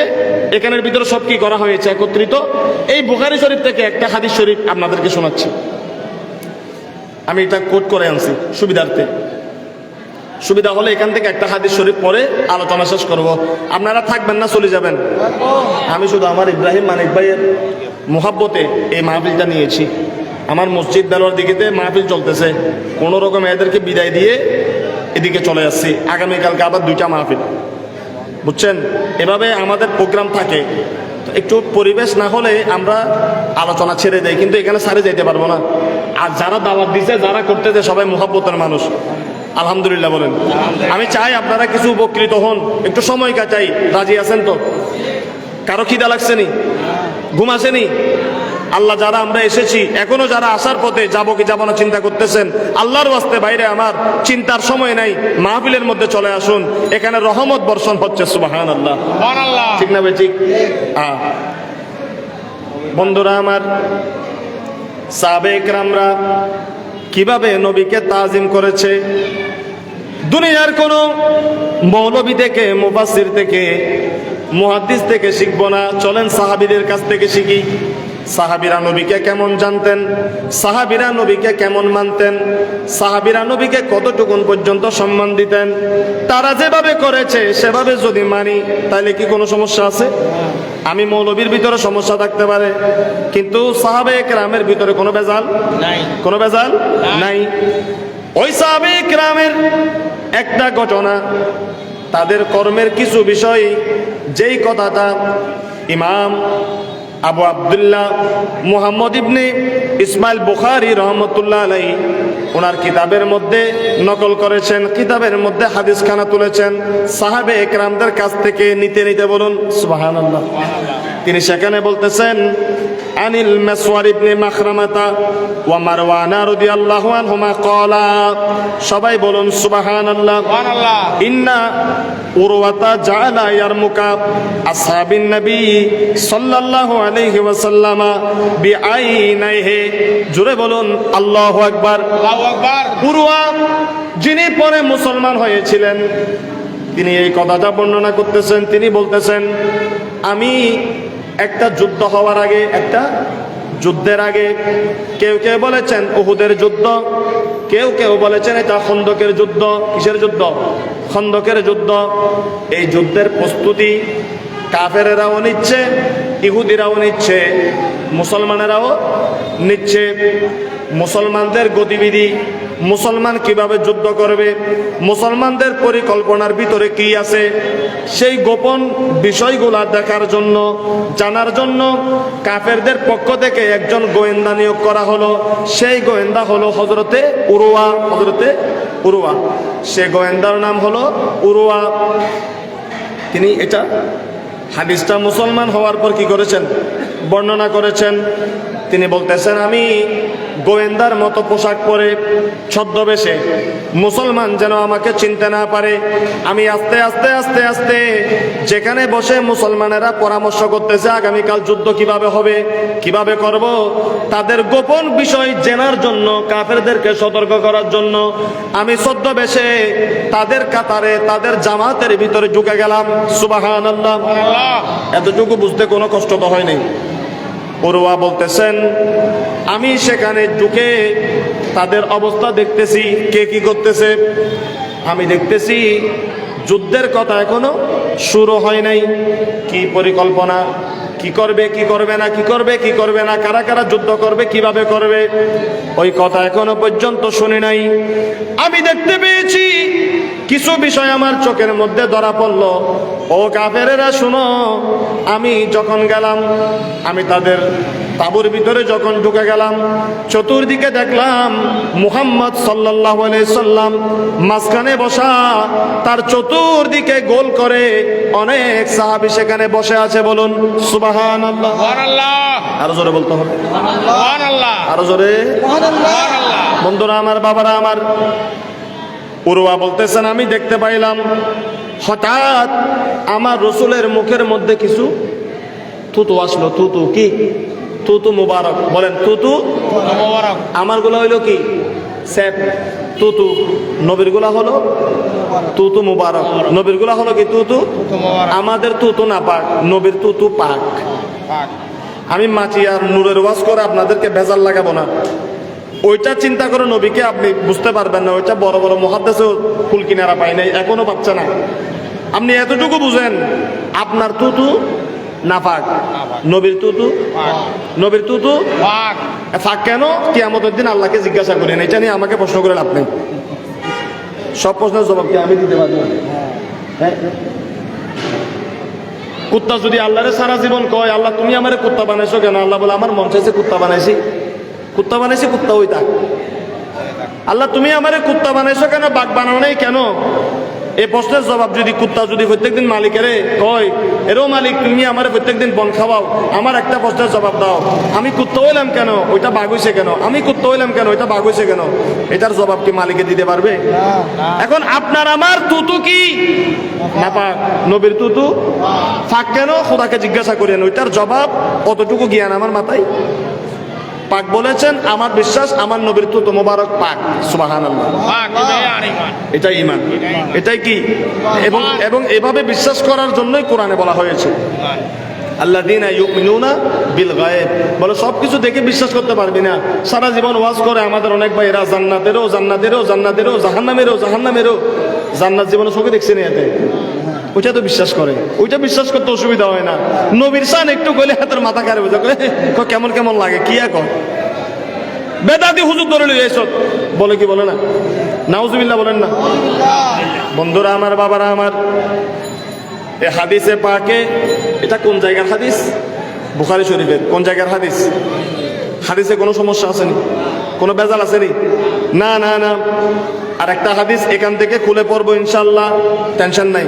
অনেকজনে কইবেন আরে হুজুর আমার ঘরে বেকুব বানাইতে নিয়ে আইছেন বুখারী শরীফ সামনে তুই আপনি ডাইরেক্ট তুন্দি হাদিস করেন আঙ্গরে কইতেছেন বুখারী তো সামনে থাকে গেছে ওখান থেকেও পর্ব মিলাই দেবো ইনশাআল্লাহ আলহামদুলিল্লাহ বলে কোনো সমস্যা আলহামদুলিল্লাহ কোনো অসুবিধা বন্ধুরা আমার বাবারা আমার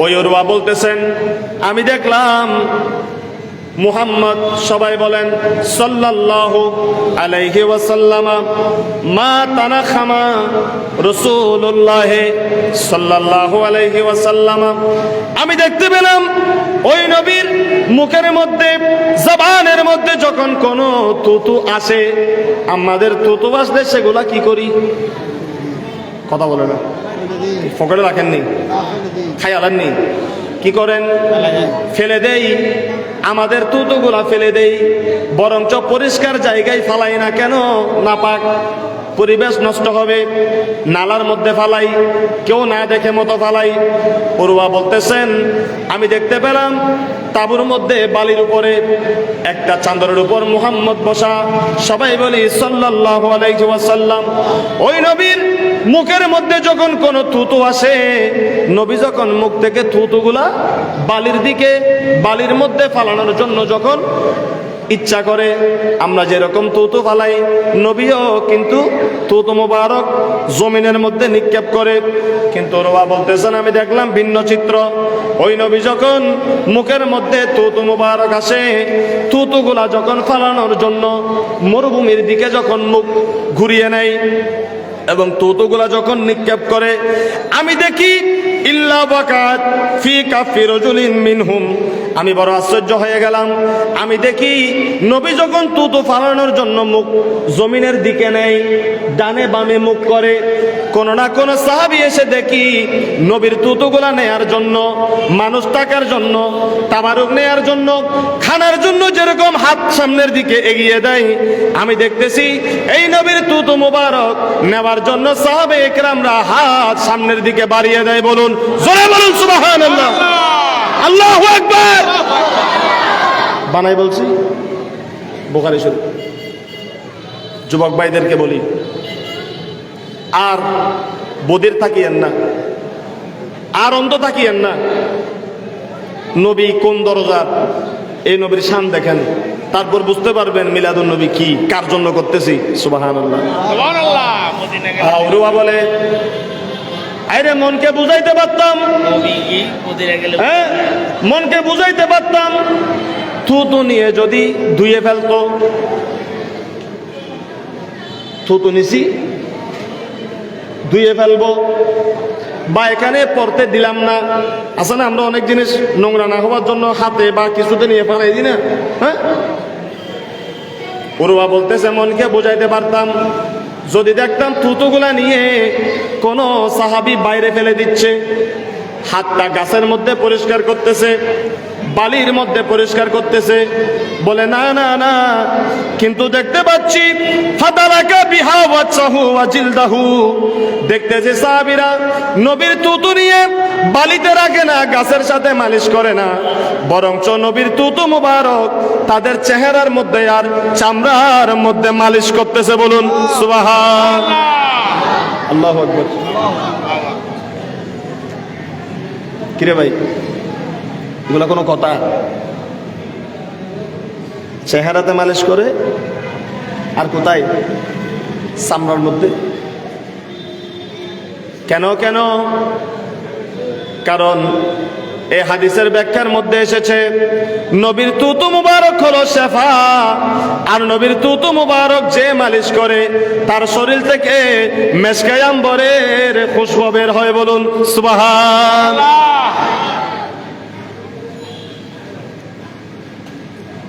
ওই নবীর মাহফিলে এসেছেন এটা মুসা নবী ঈসা নবী না সমস্ত নবী এক পাল্লাই আমারও নবী এক পাল্লাই আরে তোমার নবীকে খোদা শান দিছে তোমার ফেরে কামরায় তুমি বুঝে দেখো তুমি উম্মতের ভিতর আছো কিনা কিও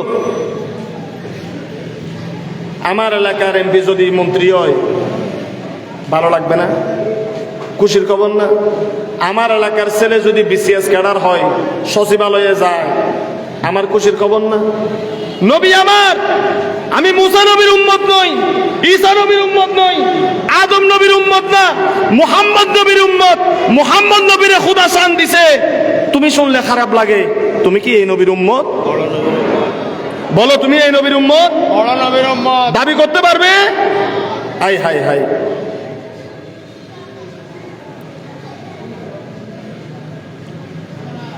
উরুয়া বলে অন্যান্য নবীর কাছে জিবরিল আমিন আসছে সব মিলাই 100 বার। কয়বার? বা সব মিলাই 1000 বার? কয়বার কিতাবে আছে? একটু বেশি আসছে মুসা নবীর কাছে 500 বার। নবীদের ভিতরে সবচেয়ে বেশি যে নবীর কাছে আসছে আমার নবী স্যার, তিনি হলেন মুসা নবী। মুসা নবীর কাছে আছে কয়বার? 500 থেকে 600 বার। সিরাতে মুহাম্মদিয়া এটা তুলে ধরা হয়েছে। আমার নবীর কাছে আসছে 24,000 বার। সুবহানাল্লাহ। কতবার? এই বাংলাদেশ না, গোটা বিশ্বের সব মানুষ মিল্লা যদি আল্লাহর দরবারে সেজদা দেয়, আল্লাহ জিবরিল আমিনকে পাঠাও। কাকে পাঠাও? জিবরিল আমিনকে পাঠাও। আল্লাহ পাঠাইব? জিবরিলও কি আইব? আমাদের কোনো সমস্যা হলে জিবরিলকে আল্লাহ পাঠাবে? সেই জিবরিল আমিন আমার নবীর দরবারে আসছে 24,000 বার। সুবহানাল্লাহ। সুবহানাল্লাহ কইতেন না? আমার নবীর কাছে যদি জিবরিল 24,000 বার আসে, এটা আমার খুশি নাকি নারাজ হওয়ার কথা? খুশি না নারাজ হওয়ার কথা? দরুদ শরীফ পড়ে আল্লাহুম্মা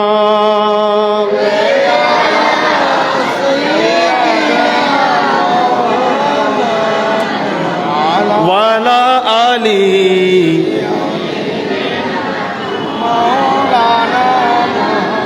আরশের নিচে সেজদায় পড়ে কাঁদেন নবী যার যার, মাফ করে দাও ওহে আল্লাহ উম্মত আমার গুনাহগার। আল্লাহুম্মা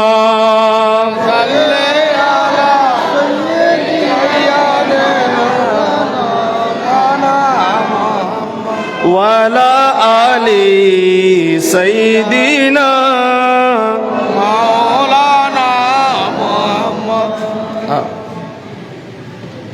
এবার শুনেন, এখান থেকে একটা হাদিস পড়ি, এই কথাটার সাথে মিল আছে যে একটা হাদিস পড়ি। এখানে আছে কি?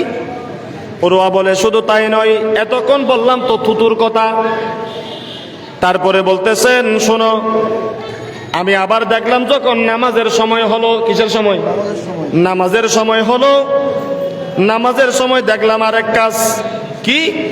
আমি দেখতে পেলাম ওয়া ইজা তাওয়াদ্দা আকাদু ইয়াক্তাদিলুনা আলা ওয়াদুইহি। আমি দেখতে পেলাম এই নবী যখন নামাজের জন্য ওযু করতে লাগলো, ওযু করার সময় পানি আসমানের দিকে উঠে নাকি নিচের দিকে যায়? ওজোর পানি কি নিচে যায় না উপরে যায়? পানিটা লেটা নিচে যাইতো না তো? কথা কন না দি। এভাবে হুজুর না ভুল ভালো আসুন না, বোবা হয়ে থাকেন, হুজুরে কই চলে যায় আর কি। আমার কথার জবাব দিতে হবে না? ওযু করলেন, ওজুর পানি নিচের দিকে যখন যাচ্ছে, সাহাবে কেরামরা, উরওয়া বলতেছে আমি দেখতেছি সাহাবে কেরামরা ওজুর পানিগুলা নেবার জন্য প্রতিযোগিতা করতেছে। বলুন সুবহানাল্লাহ। ওজুর পানি পাক না না পাক? ওগো ওয়ান পেয়ার ওগো সাউন্ড গানো দো টিয়ার বাবা বল দেন বাবা এতারা বাস নওনত দে ইয়া কমপ্লেইন দে দেন সালাতুনিয়া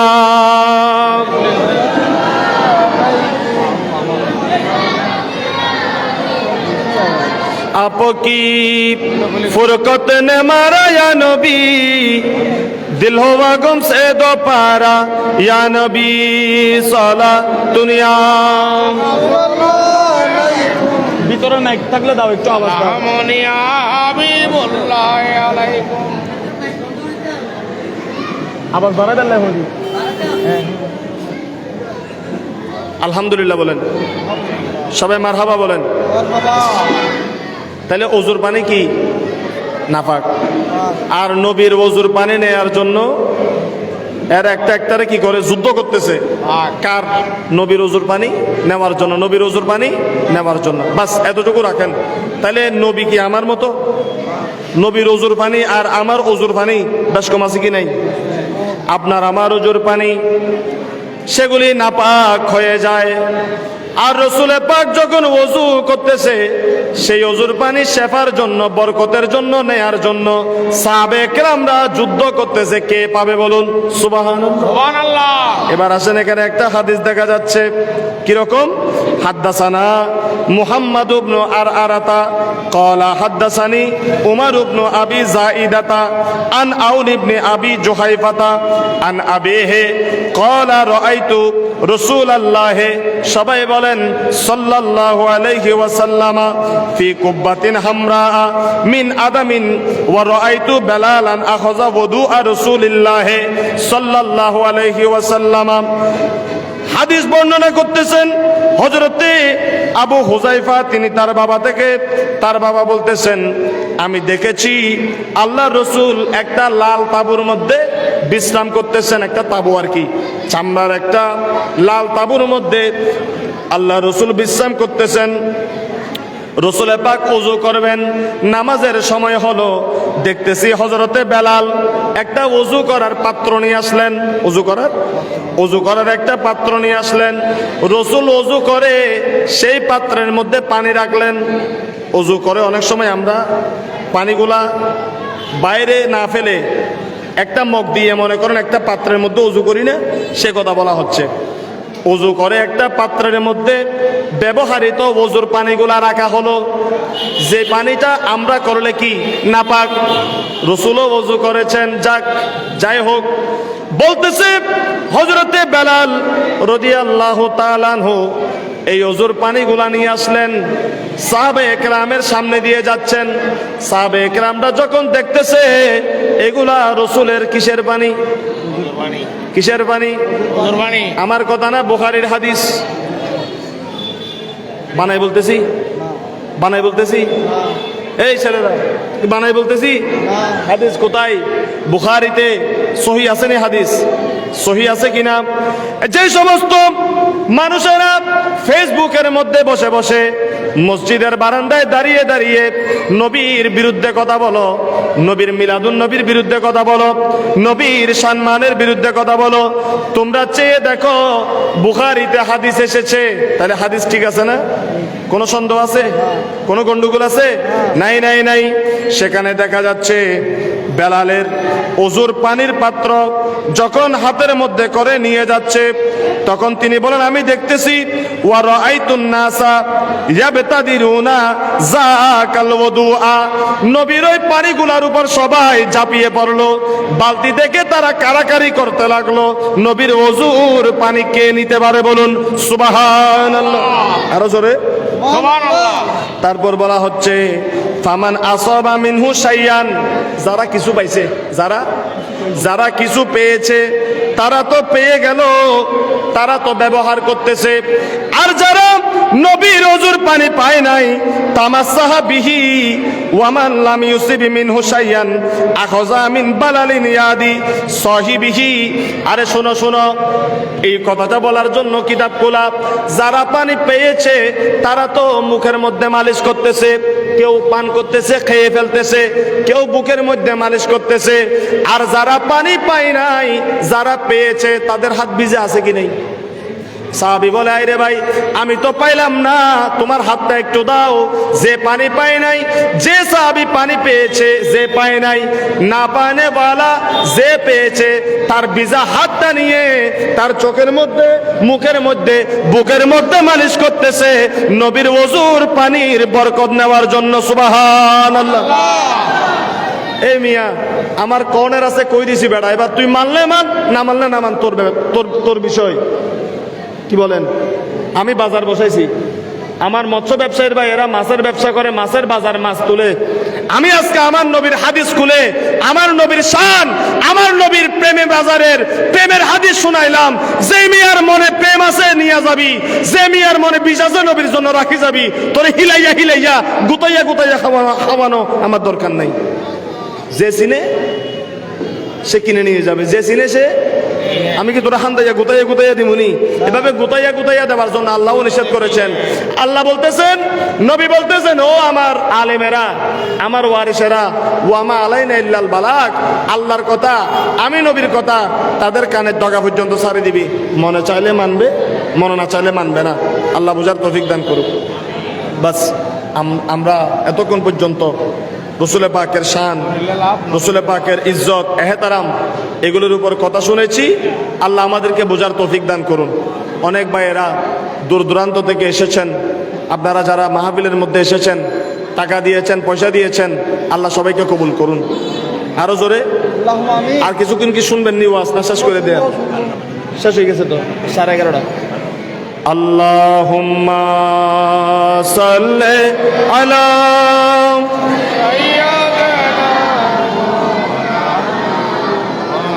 ওয়ালা আলি সাইয়্যিদিনা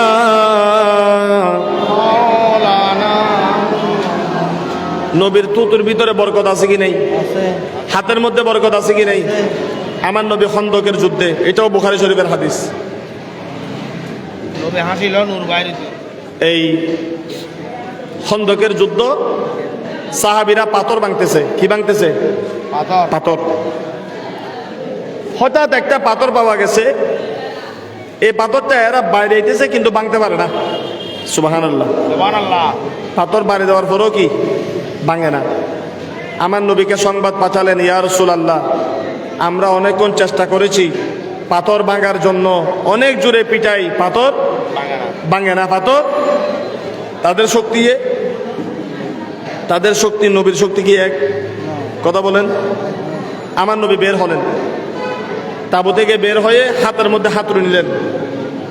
যে পাথরটাকে এতক্ষণ পর্যন্ত এতজনে ফিটাইয়া ভাঙতে পারে নাই, বুখারী শরীফে, এই বুখারী শরীফে কোট করা আছে, আমার নবী হাতুড়ি দিয়ে একটা বাড়ি মারছে। হাদিসে আসতেছে, এক বাড়ির সাথে আমার নবীর বাড়ি খেয়ে পাথর মুহূর্তের মধ্যে ভেঙে এটা পাউডারের মতো উড়া শুরু করলো। বলুন সুবহানাল্লাহ।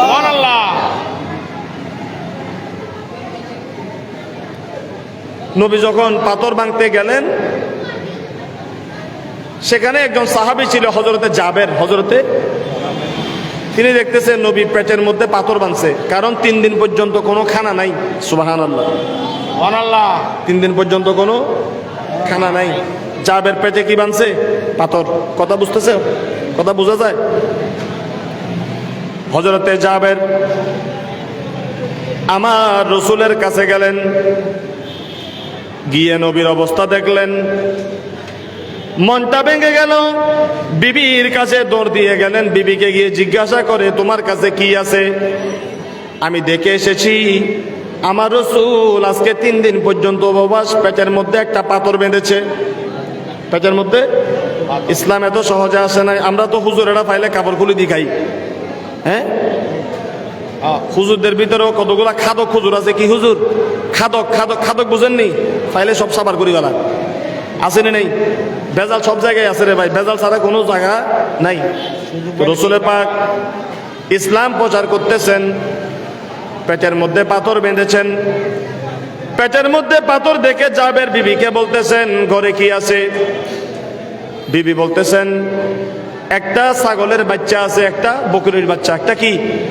একটা বকরির বাচ্চা আছে, আর কিছু রুটি বানানোর খামির আছে, আর কিছু নাই। স্বামী বলে, কয়জনকে মেহমানদারি করতে পারবে? বলে, বেশি না, 4-5 জন, সর্বোচ্চ 8 জন। সুবহানাল্লাহ।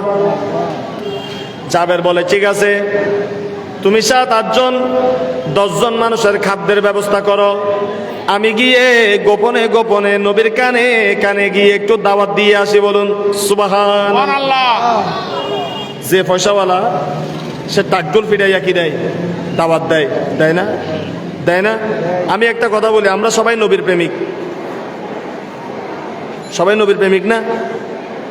এখানে কয়জন পয়সাওয়ালা পাওয়া যাবে, ব্যাংকের মধ্যে টাকা আছে, দাঁড়িয়ে বলবে, বেটা আমি নবীর উম্মত, আমার নবীর ওসিলায় আমি অনেক কিছু পেয়েছি, আমার ব্যাংকে 50 লক্ষ 1 কোটি টাকা, এই বাজারে যা, গিয়ে 2টা বড় বড় গরু নিয়ে আয়, 5 লক্ষ টাকা দিয়ে গরু কিনে এনে অভাবী গরিব ফকির মিসকিনকে গোস্ত বন্টন করে নবীকে শুকরিয়া আদায় করেছে, নবীর ওসিলায় নিয়ামত পেয়েছে, শুকরিয়া আদায় করেছে, এরকম পয়সাওয়ালা এখন পাওয়া যাবে?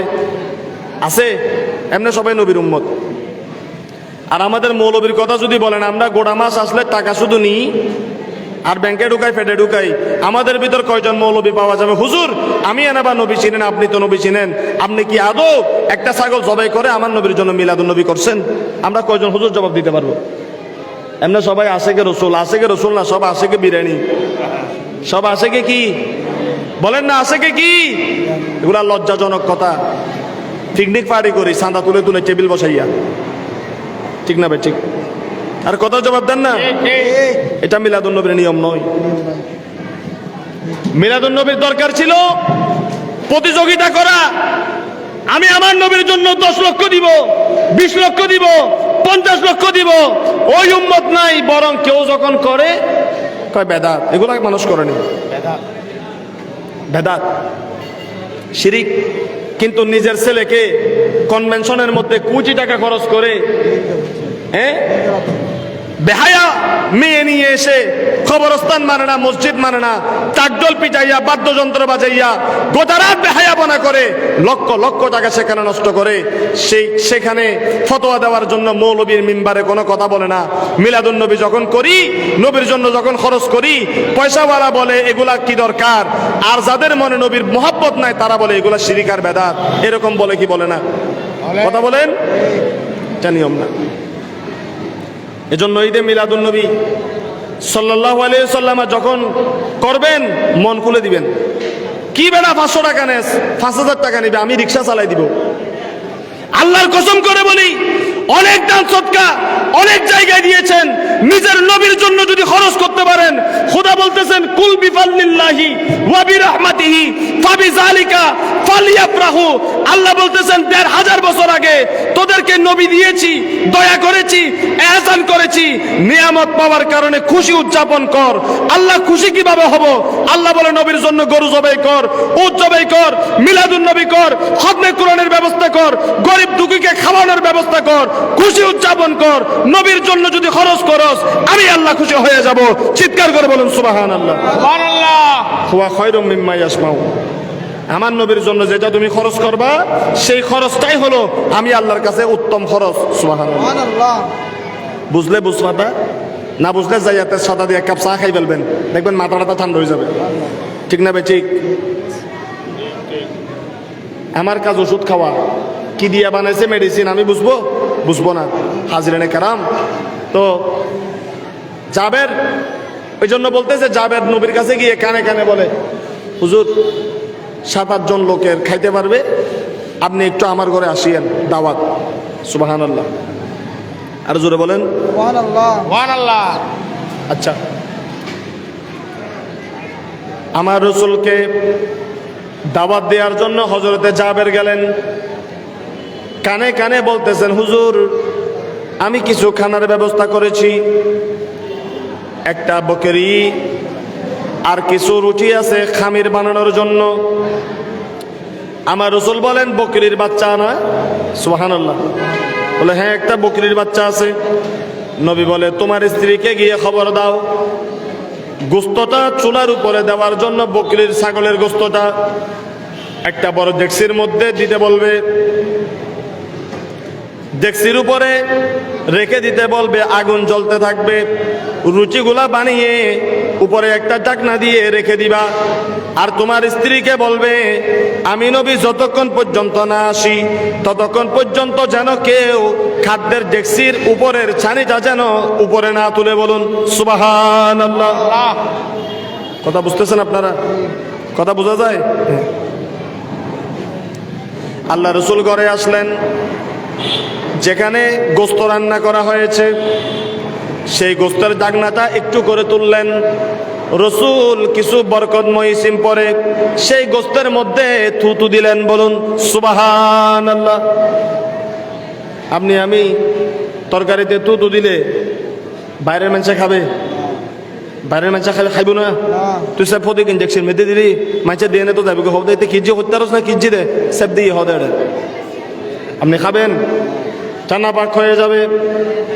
কিন্তু রসুলে পাক ওই তরকারির ডেকসির মধ্যে একটু থুতু দিলেন, আর জাবেরকে বলতেছেন সাহাবে একরামদেরকে ঢুকাও। 50 জন 40 জন 40 জন সলর বাচ্চা, ছোট সলর বাচ্চা। আল্লাহ রসুল লুচিগুলাকে টুকরা টুকরা করে প্লেটের চতুর্দিকে ছিটলেন, সেখান থেকে রুটি দেওয়া হচ্ছে, আর আল্লাহ রসুল নিজের হাতে ডেকসি থেকে চামচ দিয়ে গোস্তগুলা নিয়ে নিয়ে রুটির উপর দিচ্ছে। বলুন সুবহানাল্লাহ। হযরতে জাবের বলতেছেন যে খাদ্য খেতে পারবে মাত্র 8 জন 12 জন। আমি দেখেছি আমার নবীর তুতু মুবারক বরকতওয়ালা তুতু যে খাদ্যের মধ্যে দিয়েছে 1000 সাহাবী সেই খাদ্য খেয়েছে, তারপরেও খাদ্য অবশিষ্ট দেখেছে। বলুন সুবহানাল্লাহ। বিশ্বাস হয়? তোমারে বলতেছি, বলে বিশ্বাস হয়? বুখারী শরীফ হাদিস। এই নবীর মিলাদুন নবী করলে কমবে না? এই নবীর মিলাদুন নবী কেউ ইখলাসের সাথে করলে বেড়ে যাবে। দুনিয়াতে যদিও কৃতকার্য হতে না পারে, কবরে যাবার দেরি আমার নবী তাকে কলিজার সাথে সিনার সাথে লাগাই নেবে। সুবহানাল্লাহ। আপনারা জানেন নবীর আরেকজন সাহাবী ছিল হযরতে আবু হুরায়রা রাদিয়াল্লাহু তাআলা। কি নাম বললাম? আবু হুরায়রা। কি নাম? হযরতে আবু হুরায়রা। তিনি একদিন নবীর দরবারে আসলেন। 10-12 জন 15 জন সাহাবী বসে আছে। আবু হুরায়রাকে নবী বলতেছেন, আবু হুরায়রা কি খাইবা, কিছু আছে? বলো হুজুর আমার কাছে তেমন কিছু নাই, ছোট্ট একটা পুটলা আছে, ছোটখাটো পুটলা আর কি। আমরা টাকা পয়সা রাখার জন্য, টিফিনের মতো খাদ্য রাখার জন্য ছোটখাটো রাখি না, বলে ছোটখাটো একটা টিয়া আছে। বলে এখানে খেজুর আছে 20-30টা। কয়টা? 20-30টা। গুলা ইবনে মাজা শরীফে বা এই আপনার মুসনাদ আহমদ, বিশেষ করে তফসি আপনার হাদিসে মুয়াত্তা ইবনে মালিক রুজা, এই সমস্ত কিতাবে এই হাদিসগুলো নকল করে। এটা বুখারীতে নেই। এখন যেটা বলতেছি এটা বুখারীতে নেই। আমার নবী বলেন, এ আবু হুরায়রা তোমার ব্যাগটা এদিকে নিয়ে আসো। সুবহানাল্লাহ। নবীর কাছে আনলো। আল্লাহ রসুল সেই ব্যাগের ভিতরে হাত ঢুকাইয়া একটু নেড়ে চেড়ে দিল। নবীর হাত কোন হাত? নবীর হাত। কয় তার হাত বহু লম্বা, তোমার হাত লম্বা 5 বছর পর্যন্ত, ক্ষমতা গেলে হাত বাড়ি হয়ে যায়। কিন্তু নবীর যে হাত জমিনের মধ্যে থেকে ইশারা দিলে চন্দ্র দ্বিখণ্ডিত হয়ে যায়। সুবহানাল্লাহ। নবীর হাত কত লম্বা!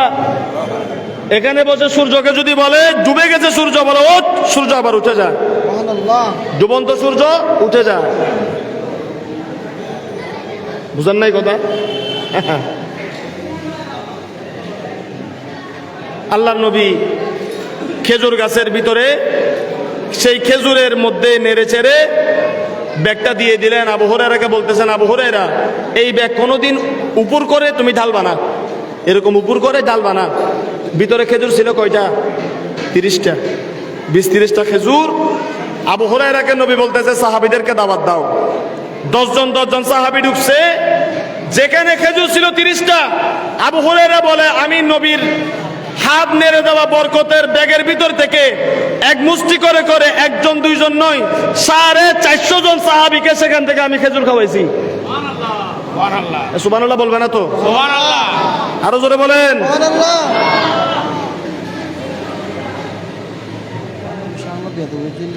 আহা না ইন হইল আপনি।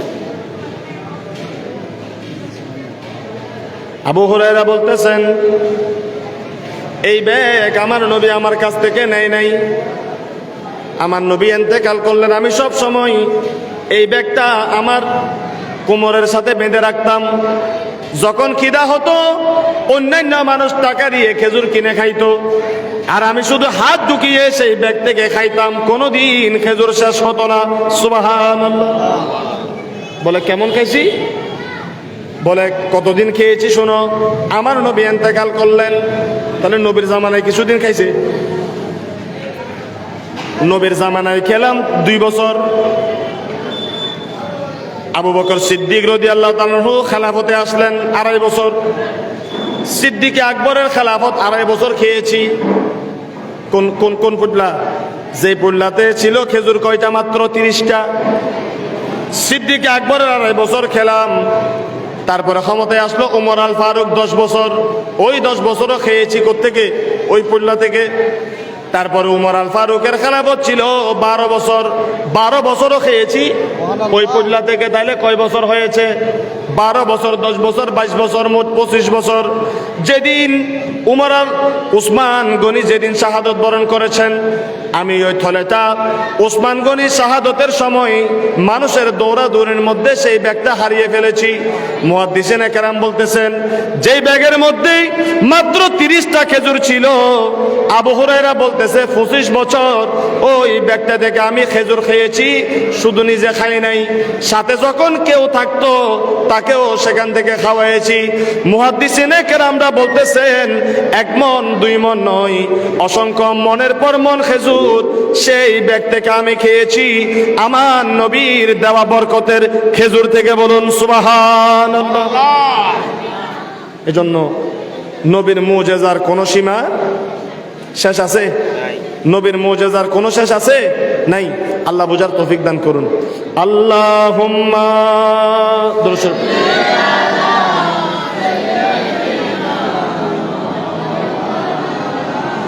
ওয়ালা আলি সাইয়্যিদিনা।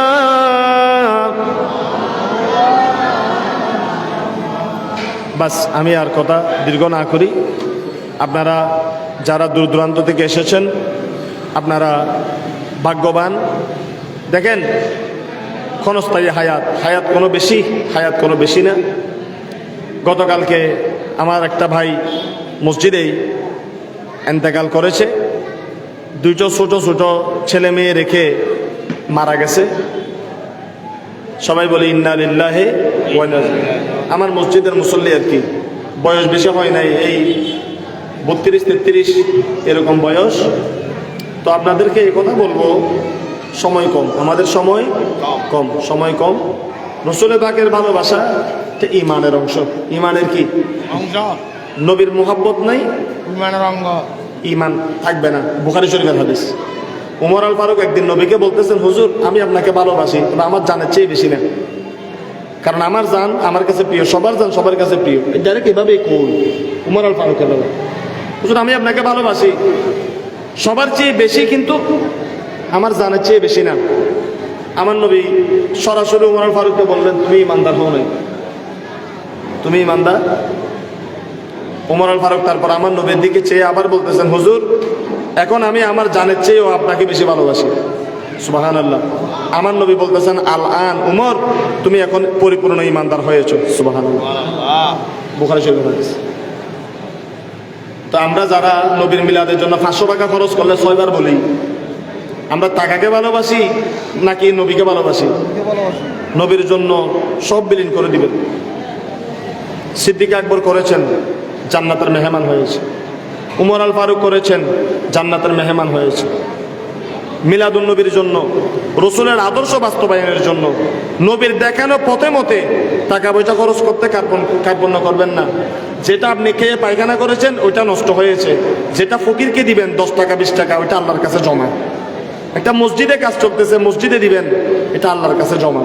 একটা মাদ্রাসার কিছু চাইল ডাইল, কিছু তরি তরকারির ব্যবস্থা করে দিবেন, আল্লাহ বলে বড় চালাক মানুষ সে, আমার কাছে জমা। নবীর মাহফিলে খরচ করবেন, আল্লাহ বলে নিজের জন্য করে নাই, আমার নবীর মাহফিল সাজিয়েছে, জান্নাতের পরিবেশ করেছে, মানুষ এসেছে, ওয়াজ নসিহত শুনেছে, আমার আল্লাহ খুশি হয়ে যাবে। ঠিক না বে ঠিক? আল্লাহ বোঝার তৌফিক দান করুন। আরেকটা জায়গা আছে, যে জায়গায় খরচ করলে দুনিয়াও পাওয়া যায়, আখিরাতও পাওয়া যায়। সুবহানাল্লাহ। ঠিক না বে ঠিক? তারা কারা? মা বাপ। তারা কারা? মা বাবার জন্য খরচ করতে রাজি আছে কি নাই? হাত তুলে দেখেন, ক্যামেরা ঘুরা। নারে তাকবীর, আল্লাহু আকবার, নারে রিসালাত, ইয়া রাসূলুল্লাহ, নারে গাউসিয়া, ইয়া রাসূলুল্লাহ, জশ্নে জুলুসে ঈদ মিলাদুন নবী, উলামায়ে আহলে সুন্নাত। এটাতে ট্রেনিং দিতেছি, এখনো ফাঁকা হয় না, বুঝেন না? ঠিক না বে ঠিক? আবার আমাদের দেশে বড় বড় ভাইরাল বক্তা যারা, এরা যাদেরকে নিয়ে আসে এরকম করলে বুঝি ফেলায় কি করতে হইব। ঠিক না? আছে না? পিছন দিয়ে দেয় মোটর সাইকেল 100 টাকা, সামনে দিয়ে দেয় 100 টাকা, মাঝখানে হুজুর বসে আছে, ভিজিট কত জানেননি? 50,000, 40,000। তাও কি যেদিন মাহফিল সেদিন সকালে বিকাশে যদি পেমেন্ট না করেন, হুজুর বলে যে 1,000 টাকা বাকি থাকলেও আমি মাহফিলে আসতেছি না। এই রে সুবহানাল্লাহ, হুজুরের অবস্থা। খবর নিয়ে দেখবেন হুজুর ফজরের নামাজও পড়ে নাই। আমি ভুল বলি না, আমি বরাবর বলি, আমি যথাযথ বলি। আমরা যারা ওয়াজ করি খবর নিয়ে দেখিয়েন বহুত হুজুর ফজরের নামাজও পড়ে না। আসলে কি আলিশান। আমার এই ছেলে বলে পাগড়ি দেন, আমি তো পাগড়ি দেবো কেন? আমি তো 24 ঘন্টা মাথায় পাগড়ি দেই না। কথা বুঝিয়েন, পাগড়ি দিবে দাওয়াত ইসলামের ভাইয়েরা, মাহফিলে তারা পাগড়ি পরবে। সে 24 ঘন্টা পাগড়ি পরে, মাহফিলেও পাগড়ি পরবে। আমি গুড়া দিন থাকি মাথা খোলা, গুড়া দিন মাথায় টুপি নাই, গুড়া দিন করি গুড়ি টুপি একটা দিয়ে ওমা মাহফিলে এসে আর বড় পাগড়ি একটা লাগাইয়া মানুষেরা দেখাতাম আমি বহুত বড় আল্লাহ আমার। দেখছেন না পাগড়ির বাহার কিরকম? এগুলো সব ধোঁকাবাজি, ভণ্ডামি সব। ঠিক না ভাই? ঠিক। হক্কানি আলেম চিনেন, হক্কানি আলেম চিনেন, হক্কানি আলেম চিনেন। ইসলামকে ডেকোরেশন বানাইতে বানাইতে বানাইতে বানাইতে বরবাদ করে দিয়েছেন সব জায়গায়। সুন্নি বলেন, ওয়াহাবি বলেন, জামাতি বলেন, আহলে হাদিস বলেন, কয়জন আলেম পাওয়া যাবে লিল্লাহিয়তের জন্য নবীর মুহাব্বতে ওয়াজ করে? প্রত্যেকটা জায়গায় যান, প্রত্যেকটা জায়গায় ডেকোরেশন, প্রত্যেকটা জায়গায় মিডিয়া, প্রত্যেকটা জায়গায় টাকার ছড়াছড়ি, প্রত্যেকটা জায়গায় লৌকিকতা ছাড়া কিচ্ছু নেই, কিচ্ছু নেই। না বলো হুজুর তাহলে আন্ডা মোহাব্বত কর্ম কারে? আমি বলে দিই কাকে মোহাব্বত করবেন। মসজিদের ইমামকে মোহাব্বত করবেন। আরে বড় পীর তালাশ করস, তোর পীরে সূরা ফাতিহা পড়তে জানে না। পীর তালাশ করস, জামাতে নামাজ পড়াইতে পারে না। পীর তালাশ করস, কোরআনের আয়াত পড়ে ভুল। পীর তালাশ করস, মুখের মধ্যে দাড়ি নাই। পীর তালাশ করস, মুরির সামনে গিয়ে কথা বলতে পারে না। ওই ধরনের বড় পীরের পিছনে না যাইয়া বেড়া, যার পিছনে 5 ওয়াক্ত নামাজ পড়স প্রত্যেকদিন, মসজিদের ইমামকে পীর বানা, জান্নাত সহজ হয়ে যাবে। জান্নাত সহজ হয়ে যাবে। বাবা জান মারাও না, বাবা জান। কত বাবা দেখছি বেড়া কোরআন শরীফ পড়তে পারে না। আমাকে আর সামনের বছর দাওয়াত দিতে হবে না। আল হাক্কু মউলুন সত্যতিটা। যে ইমামকে নামাজ তুলে দিচ্ছেন একটা দায়িত্ব বিহাজাল ইমাম, ওই ইমামকে মোহাব্বত করেন। ওই ইমামের বেতন 4,000, 5,000, 10,000, 3,000, 8,000। ডেকোরেশন মাওলানাদেরকে 50,000 ভিজিট না দিয়ে মসজিদের ইমামের বেতন দেন 30,000। সেই ইমাম আপনার মৃত্যুর সময় কাজে আসে, আপনার সন্তানের নাম রাখার সময় কাজে আসে, আপনার বিয়ের সময় কাজে আসে। কিয়ামতের দিন সেই ইমামকে আল্লাহ থেকে জিজ্ঞাসা করবে, কে কে তোর মুসল্লি?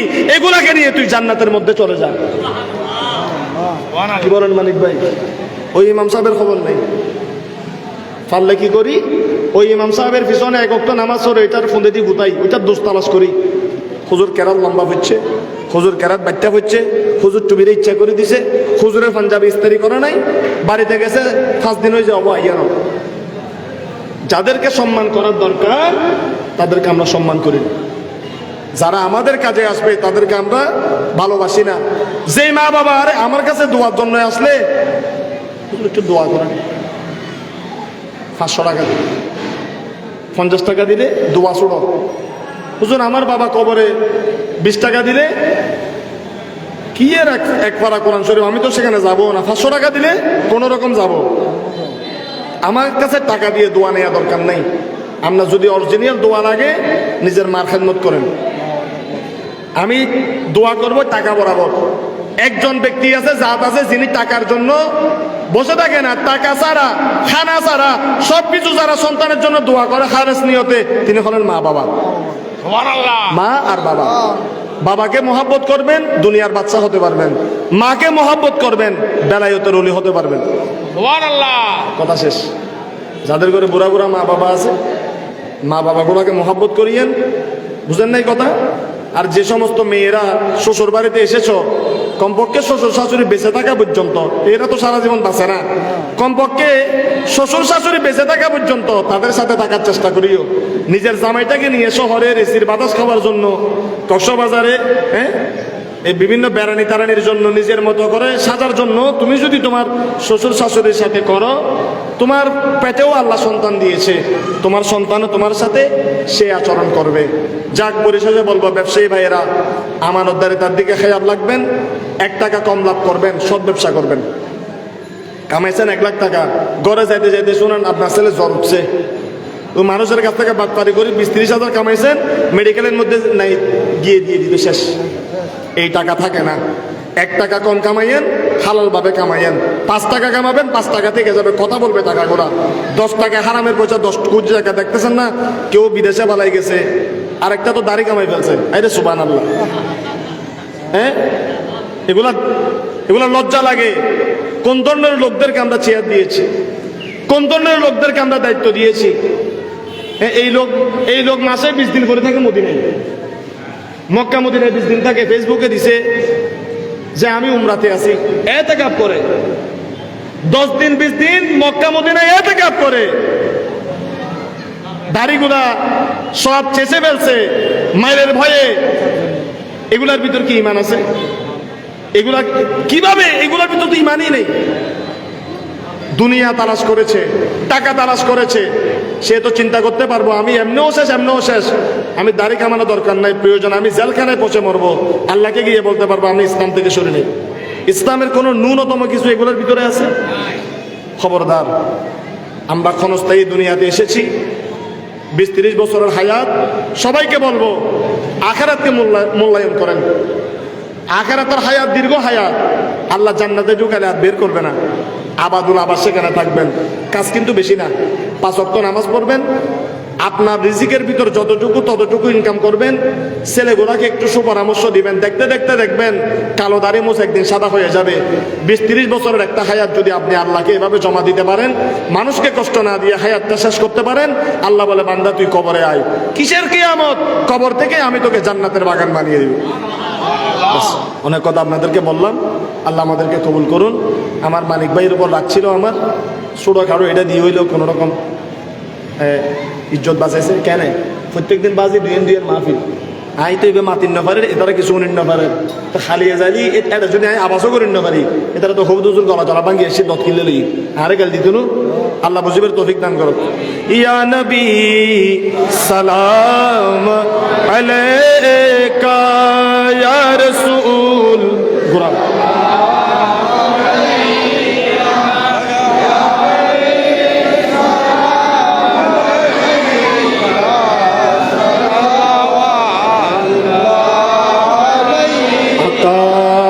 আসিল আল্লাহর বাণী, পোহালো দুঃখ রজনী, করিলেন জগৎ নুরানি, মা আমেনার নয়নের মনি। ইয়া নবী, জোরে জোরে, ইয়া রাসূল সালাম,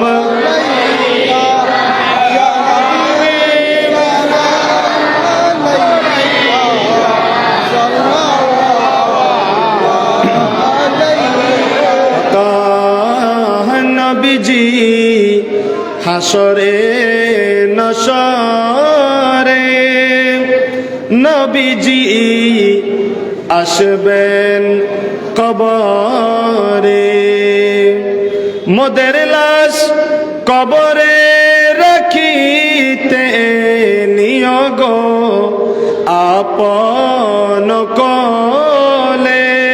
ইয়া নবী সালাম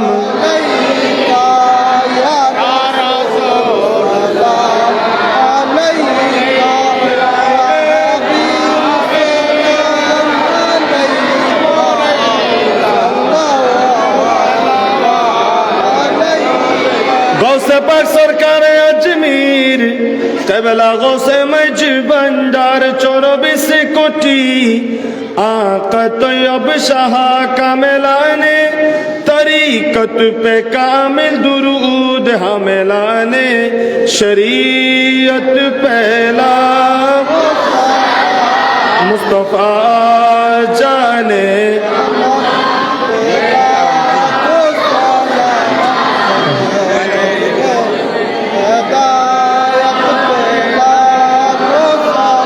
या इलाही सदक़े मीलाद रसूल ये सलामी आज जाना हो कबूल मदीने की चांद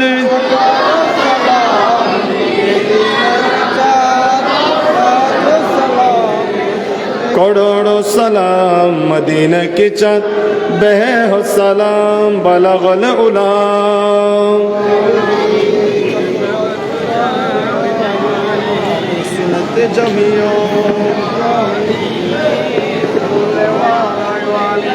সম্মানিত ভাইয়েরা, আপনারা কেউ বিশৃঙ্খলা করবেন না। আমাদের ভলান্টিয়ার তাবরক নিয়ে যাচ্ছে।